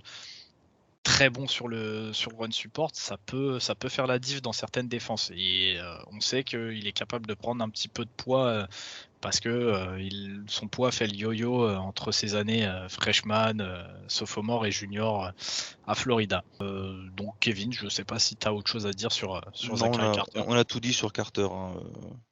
Après, c'est un mec qui vient de Florida, donc il a peut-être malheureusement un mauvais gène, mais s'il pouvait éviter de finir comme Greg Hardy, ce serait pas mal, quoi. Oui, s'il pouvait éviter de défoncer sa meuf dans quelques années avant de se lancer dans une carrière à l'UFC. Oui, après, tu sais, Greg Hardy, ça allait très bien au Panthers. Après, il est parti du côté d'une équipe là dans le Texas et tout est d'aller de mal en pis. Sur ce, avançons avant que je crache ma haine pour les Cowboys. Et on va aller sur un profil que, si je dis pas de bêtises, Val aimait plutôt bien, puisqu'il l'avait placé initialement dans le tier 2, et c'est toi, après scouting, qui l'a redescendu dans le tier 3. On va parler de Logan Hall, de Houston. Donc, qu'est-ce que tu peux nous en dire, Kevin? Ouais, Logan Hall, gros gab, 6-6, 6-6, 275. Cette année, c'est 47 plaquages, 13 tackles for loss, 6 sacs. Lui, par contre, c'est plus à l'intérieur. Je t'avoue que j'étais même étonné parce que je suis carrément allé vérifier notre tableau, voir si vous l'aviez pas mis en D-line intérieur. Parce que pour moi, alors après, c'est encore une fois ce problème, c'est des fois, tu as des équipes qui jouent de la 34, mais avec des outsides qui sont un peu plus larges, donc tu vois pas la différence entre une 34 et une 43, tu vois. Et lui, voilà, il est aussi dans ce même moule de DN de 43 ou de 34. Il a cette faculté à jouer intérieur et extérieur. Qui fait légèrement 125 kg quand même. Après, point fort, voilà, il est explosif malgré tout. J'en ai parlé donc de sa versatilité. Je crois que je l'ai vu jouer pareil que on en parlait pour Isaiah Thomas. Je l'ai vu jouer Tech 1, Tech 3, Tech 5. Donc voilà, c'est un mec qui peut jouer partout sur la ligne. Gros moteur, c'est un mec qui, pareil, lui aussi il flash parce que il s'arrête pas, il court. Si jamais il a dépassé le QB, tu le vois revenir. Pareil sur la course, quoi que ce soit. Bonne agilité. Il a une bonne flexion du corps, ce qui est rare pour un gap pareil. Comme je l'ai dit, il est bon sur la poursuite. Il a des bonnes techniques de main. De toute façon, pour être capable de gagner face à des centres garde ou tackle, il faut forcément des mains. Grosse puissance dans les bras qui vont avec. Après, le overall, on va dire, contre la course, c'est un peu perfectible. Il a un football IQ qui est pareil, qui est pas ouf. Après, alors je vais essayer de pas être trop méchant dans ce que je dis. Après, il était à Houston, voilà, c'est pas une des. La plupart de ceux qu'on vous a cités étaient en Power 5. Voilà, il était à Houston, qui est dans le groupe of 5. Alors, je dis pas que le groupe of 5 c'est du régional Poitou-Charentes non plus, on est d'accord, hein. Mais voilà, il y a encore ce côté football à bosser. Et il a une vitesse latérale, donc une faculté à changer de gap, par exemple, ou quoi que ce soit, qui est tout juste correct. Voilà, donc il est capable de le faire, mais face à du bon line, notamment quand on prend le prisme de la NFL, ça risque d'être un peu compliqué. Voilà qui conclut donc sur Logan Hall. Et donc, pour être très honnête avec vous tous, quand Kevin vous dit qu'il a hésité même à le refaire passer en inside defensive lineman, bah faut savoir qu'à la base il y était. À la base il y était, c'est moi qui l'ai décalé. J'avais commencé à regarder un petit peu ses tapes et en fait quand je vois son gabarit et son athlétisme, j'ai décidé de le redécaler en fait en D-end. Donc malheureusement les D-end on les a classés avec les edge. Mais parce que pour moi, en fait, quand je le vois jouer dans son jeu, dans sa façon d'aborder un petit peu les situations de match, il me fait beaucoup penser à DeMarcus Lawrence, donc un joueur des Cowboys qui, Ouais, quand il est arrivé, je le vois. je- Alors après, c'est peut-être qu'une impression visuelle. Pourtant, il fait 6-6, mais tu vois, je sais pas, je le vois plus gros. Je sais pas pourquoi, je le vois un peu il est, moins, il est, un peu moins longiligne que Lawrence. il est plus gros et il est plus grand surtout. Mais en fait, ce que je veux dire par là, c'est que quand DeMarcus Lawrence est arrivé en NFL, au début, il a commencé sa carrière en jouant justement en defensive tackle et le mec a tellement impressionné par son athlétisme et sa capacité à aller chercher des quarterbacks que petit à petit, il a commencé à se décaler. Je pense que Logan Hall, avec un petit peu de travail, peut-être une petite perte de poids, en fait, on pourrait arriver sur le même délire. Il est à 6'6", c'est 1m98, il est quand même hyper grand. Pour moi, c'est un avantage clair et net si tu le mets en bout de ligne sur une 40. Maintenant, Contre voilà, des comme je t'ai tackles, dit, ouais. Mm. ouais, ouais, bah c'est ça. Et mais tu faudra faire une petite perte de poids. Et je pense qu'en NFL, ils seront capables de lui faire perdre quelques kilos. Tu vois, à côté de ça, il a quand même un gros take-off. Donc moi, c'est pour ça. J'ai vu en fait des petits flashs dans son jeu qui m'ont fait penser à ça. Et c'est pour ça que je l'ai décalé. Et je l'ai remis justement avec les D-end. C'était juste petite précision sur Logan Hall. En tout cas, oui, voilà, vous pouvez le considérer comme un DN, vous pouvez le considérer comme un defensive tackle. On vous laisse aller regarder si vous voulez les tapes. De toute façon, vous allez le revoir à l'approche de la draft. Vous pourrez vous faire une idée un petit peu plus précise sur Logan Hall. On continue d'avancer, Kevin, parce que mine de rien, on approche de l'heure et demie d'épisode. On est sur un format un petit peu plus long, mais comme on vous l'a dit au début, c'est assez dense. Et on va vous parler donc du deuxième meilleur pass rusher de la Pac-12, issu de ce qui est censé devenir la powerhouse de la conférence pour les prochaines années, puisqu'on va vous parler de Drake Jackson de USC. Ce sera notre avant-dernier joueur, donc ne vous inquiétez pas, on s'approche de la fin. Vas-y Kevin, c'est un petit peu la Pac-12, c'est un petit peu ta maison, c'est un petit peu ton antre. Donc parle-nous un petit peu de Drake Jackson. Et effectivement, on va parler de Drake Jackson parce que là, on a commencé par parler de la Pac-12 et puis on n'avait personne d'autre en Pac-12. C'était un peu vide, mais il y a Drake Jackson. 6'4", 250 cette saison, 37 plaquages, 23 solos, 8 tackles for loss, 5 sacs, une interception. Il n'a pas des stats de folie, mais pareil, en fait, on parlait tout à l'heure comme des Boy Maffei ah pardon, je suis désolé, j'en ai parlé tout à l'heure, j'ai oublié le nom du défenseur de Minnesota. Je suis désolé, pardon. Boy Maffei est à Minnesota, c'est Minnesota ça. et Oui, il m'a ou fait. celui de Penn State, pardon. Mais Oh, et tu me mets qui et qui et Tebi Biketti. et Biketi, c'est Et ça. Je suis Biketti. vraiment désolé. Arnold et Biketti. C'est ça. Et ben en fait, pareil, il a un potentiel, je trouve il sera plus drafté sur son potentiel. C'est ce que je pense vraiment de lui. Parce il a un gap prototype de D-end, il est longiligne, athlétique, il a un très bon bend sur son speed rush, il arrive vraiment à tordre son corps pour venir chercher l'extérieur. Il a un bon jeu de main pour se séparer du tackle. Pour moi, il est plus pass rusher spécialiste, mais au moins il est actif contre la course. Parce que voilà, c'est sur les premiers que j'avais scoutés, c'était vrai que c'était ce knock que j'avais un peu contre eux, c'est qu'ils étaient plus pass rush spécialistes, et puis dès qu'il fallait qu'ils défendent contre la course, ben non, c'est pas mon taf, tu vois. Alors que lui, par contre, il est dans ceux de cette liste qui sont toujours en train de courir pour aller chercher le plaquage. Donc, au moins, ça on peut pas lui enlever. Parmi ses points faibles, il était utilisé en outside linebacker de 34 à USC, mais j'ai un gros doute sur sa capacité à jouer en zone, voire en man sur des tight ends ou running back. J'ai vraiment pas été impressionné par son zone drop sur les tapes. Pour moi, il manque un peu de patience sur le pass rush. Je trouve il s'arrête un peu vite des fois. Ou si jamais il est très rapide sur l'extérieur et que le tackle arrive à le suivre, bah en fait, même si le jeu est pas fini, lui, il s'arrête et il a, il a peut-être ce problème un peu. En dehors de son speed rush, clairement, où il bend, il n'a pas de vrai move dominant sur son pass rush, notamment en puissance, donc ce qu'on appelle les power moves, hein. Il a pas un bull rush transcendant ou quoi que ce soit. Donc c'est un petit problème qu'il a, il va falloir étoffer un peu ça. Et le plus gros problème pour moi, je vous parle souvent de la course parce qu'on parle beaucoup de joueurs de bout de ligne, de edge defender ou de pass rusher, mais il y a aussi la course et pour moi, il a une tendance à se faire enfermer à l'intérieur dans le jeu de course. Il n'arrive pas à squeezer les gaps quand il a un O-line qui décroche sur lui et pour moi, ça par contre, c'est un gros red flag. C'est en fait, comment dire, il a envie d'aller au plaquage, mais en fait, il a trop envie.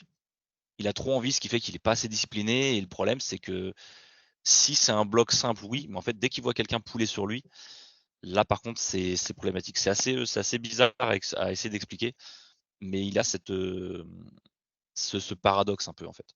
Ok, ok. Drake Jackson, tu nous as dit qu'il serait drafté sûrement en raison de son potentiel. Tu le vois drafté où là comme ça? Tu nous l'as mis dans le tier 3, mais à t'entendre parler, je me dis que ça serait plus sur une fin de troisième, lui aussi, voire même Ouais, peut-être début, ouais, milieu de quatrième. je le vois plus mid quatrième, ouais. Ouais, ouais, ouais. C'est plus ce que je vois. Il a beau avoir un potentiel, j'ai un petit doute, enfin, comment dire, il a un ceiling, mais peut-être pas si haut que ça.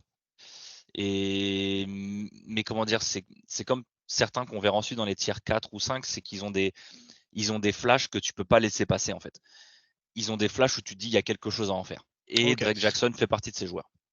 ok. À terme, tu le vois quoi? Tu le vois, si tout se passe bien, c'est quoi? C'est un titulaire solide, plus un joueur de rotation? Non, ce sera pour. Alors, après, encore une fois, tu sais très bien, tu peux avoir des mecs que tu vois dans le premier tour qui, s'ils sont un coaching staff de merde, ils se finissent en bust.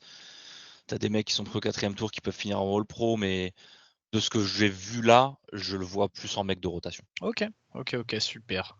Comme on vous le dit souvent, hein, c'est pas parce qu'on vous dit joueur de rotation que tout est acheté à la poubelle. Les joueurs de rotation, c'est extrêmement important et parfois c'est ce qui fait la différence.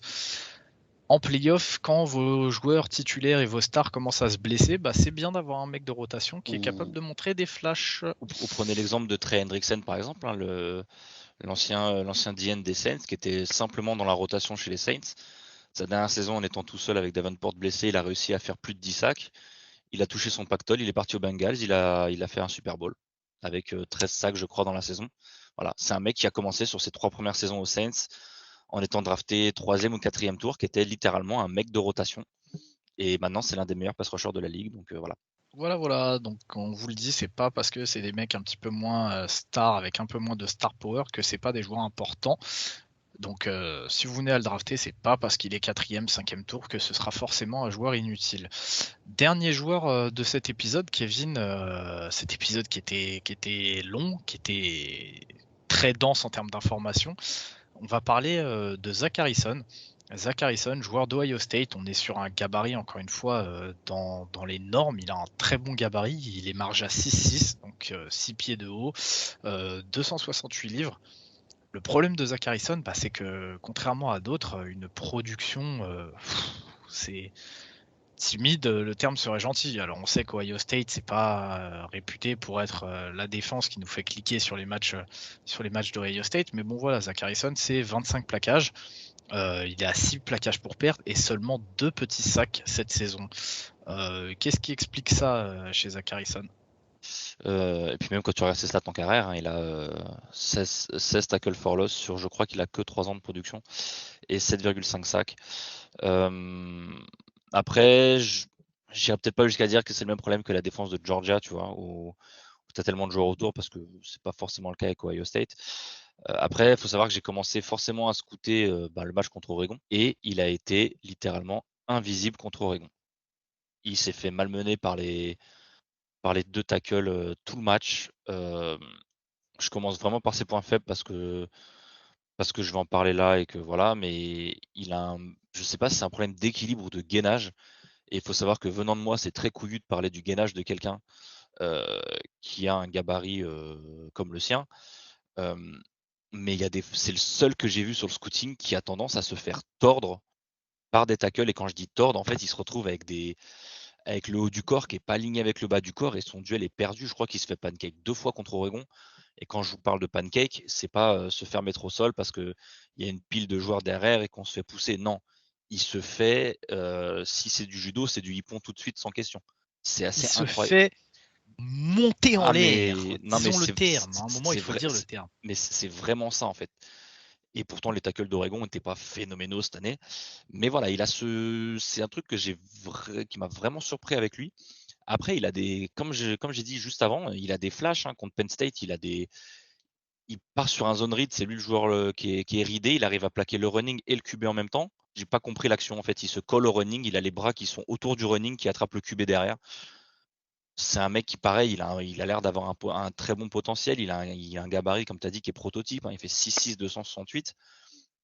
Il a un bon premier pas. Alors par contre, c'est vrai que je l'ai mis dans le point fort, mais en fait, ce qui m'a étonné avec lui, je parlais sur le gars de Penn State tout à l'heure, et Bikiti, c'est que il était très rapide tout le temps, on va dire. Il avait une grande vitesse qui était constante.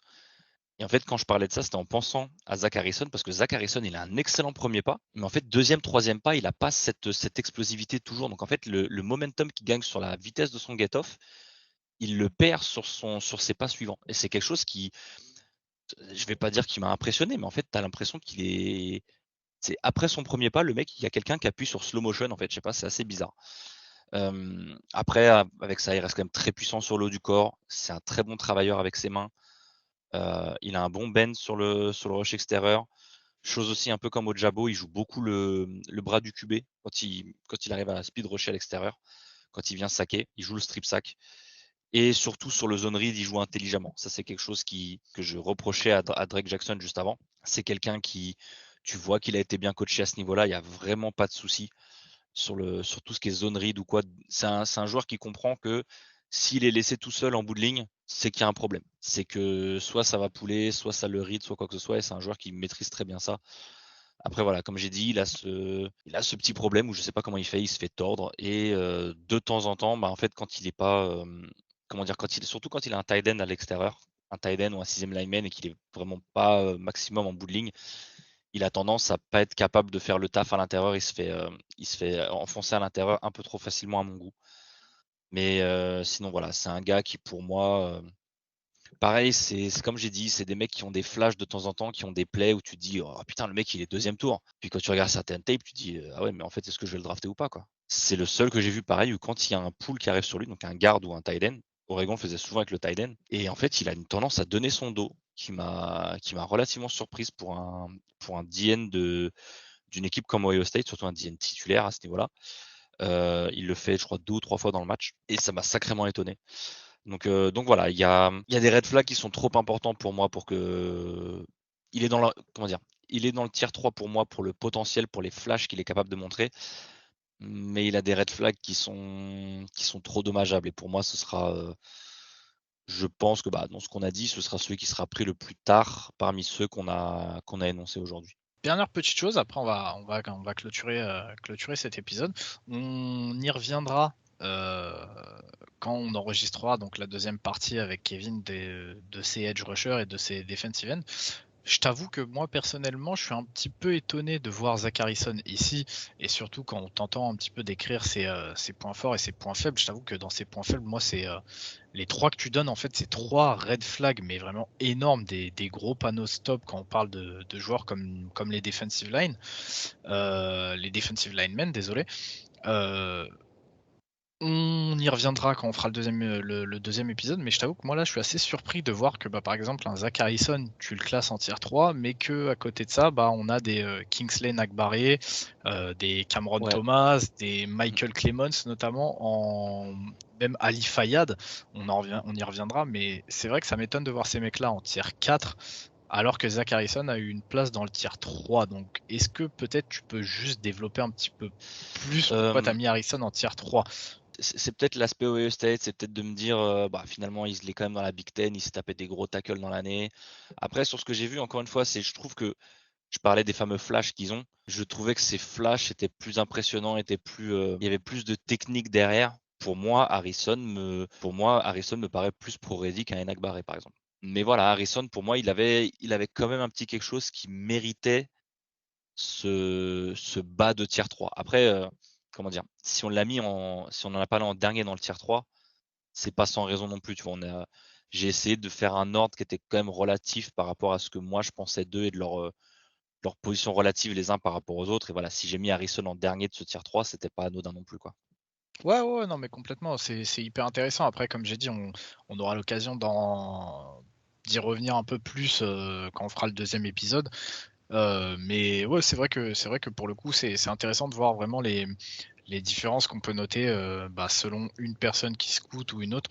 C'est pour ça que je voulais juste avoir ton avis là-dessus. Après, faut bien aussi vous dire une chose, c'est que malheureusement là, vous voyez qu'on a fait un épisode qui était quand même très long, très très dense. C'est con à dire, mais on peut pas mettre tout le monde non plus en tier 3 et vous verrez que dans le tier 4, c'est pas parce qu'il y a des mecs qu'on a mis en tier 4 que ça veut dire que leur place, on la voit spécialement au 4e tour. Comme je vous ai dit, si on n'est pas parti sur des tours, mais sur des tiers, c'est justement pour avoir cette flexibilité-là au niveau des tours. Il y a des mecs dans le tier 4 qu'on verra comme ayant le talent du tour 3, voire même peut-être en termes de plafond, c'est quelque chose qui a été utilisé souvent dans cet épisode. Notamment On pour aura Enakbaré, par exemple. C'est ça, on aura des plafonds qui seront peut-être plus élevés que des mecs qu'on a mis aujourd'hui dans le tier 3 ou le tier 2, mais on estime que ces mecs-là sont plus pro-ready à l'instant T. Et pour moi, Enakbaré, très clairement, c'est même l'un des points que j'ai mis sur son scouting, c'est que même quand je regardais ses tapes, les mecs en parlaient d'un talent premier tour, en fait. Voilà, c'est juste que moi, sur ce que j'ai vu, en tout cas, j'ai vraiment pas été excité par sa tape. T'as pas été subjugué. Puis Moi, tu vois, par voilà, exemple. et puis après, tu sais, ça t'arrive de te tromper ou quoi que ce soit. Après, Ouais. s'il est pris au deuxième tour, grave cool pour lui. S'il a une carrière, cool pour lui. Tu vois, c'est juste que Mhm. malheureusement, sur ce que j'ai vu, moi, j'ai pas. Après, encore une fois, je suis pas scout NFL, je suis pas payé pour ça, quoi. Non, mais il y a aucun. Dommage, mais Il y a aucun souci là-dessus. Comme je te dis, pour moi, je trouve ça justement super intéressant de voir sur certains joueurs, tu vois, on peut avoir des avis complètement opposés. Tu vois, moi, Enak Barré, je serais pas à dire que c'est un premier tour, je le pense pas. Je pense pas non plus que ce soit un deuxième tour, mais ouais, effectivement, je pense que troisième tour, on peut commencer à discuter. Mais pareil, c'est pour une question de plafond et ce genre de choses. C'est pour ça que je te dis, je suis vachement impatient de te voir vraiment fignoler les derniers détails des tiers suivants et pour que justement on puisse en parler dans un futur épisode. et En tout d'ailleurs, cas, en parlant de ça, c'est carrément possible que quand on commence le tier 4 dans le prochain épisode, on vous donne des ranges de draft des premiers joueurs du tier 4 qui soient par exemple devant je sais pas, un Sam Les Williams derniers ou un, ouais, c'est voilà, ça. ou un Drake Jackson qu'on a dit en fin de 3e tour. Et par exemple, tu vois, tu parlais de plafond. Pour moi, Enak Barré a par exemple un plus gros plafond qu'un Drake Jackson. Donc du coup, effectivement, sur le potentiel de la range de draft, je le verrais potentiellement devant lui, tu vois. Donc ça, c'est le petit teaser pour le 2e épisode, hein, comme ça, n'hésitez pas à continuer de nous écouter et à revenir après la pub, comme qui dirait. Et donc Oui, voilà, parce que on laisse quand même un petit suspense. il faut, il faut, Et on il le fait faut. pas Ça a exprès. plus On de, le fait pas exprès, ça, promis. C'est pas ça a juste des plus trucs de exprès piment. pour. La vie a plus de piment de cette façon. En tout cas, ouais, donc bah, j'espère, comme d'habitude, comme à chaque épisode, j'espère que le travail qu'on a fourni bah, vous plaira. Épisode, comme on vous a dit, un peu plus long que d'habitude, mais parce que il y a énormément de joueurs. Plus long mais Et nécessaire. ouais, c'est ça, c'est nécessaire, c'est vraiment nécessaire pour le coup. Et on espérera que bah voilà, vous serez pas hyper rebuté par ça et que bah ça vous aura quand même permis de kiffer l'épisode un maximum. Sur ce, Kevin, moi je te fais plein de bisous, hein. Ouais, moi aussi, je te fais des gros bisous. Oui, et puis nous on vous fait aussi des bisous à vous, nos Oui, vous auditeurs, aussi, allez, on vous fait des gros bisous parce aussi. qu'on vous aime tous et bah restez avec nous parce qu'on a encore du lourd à venir Ouais. et on essaye de vous faire ça vraiment du mieux possible. Salut tout le monde, salut Kevin, Ciao, ciao. ciao tout le monde.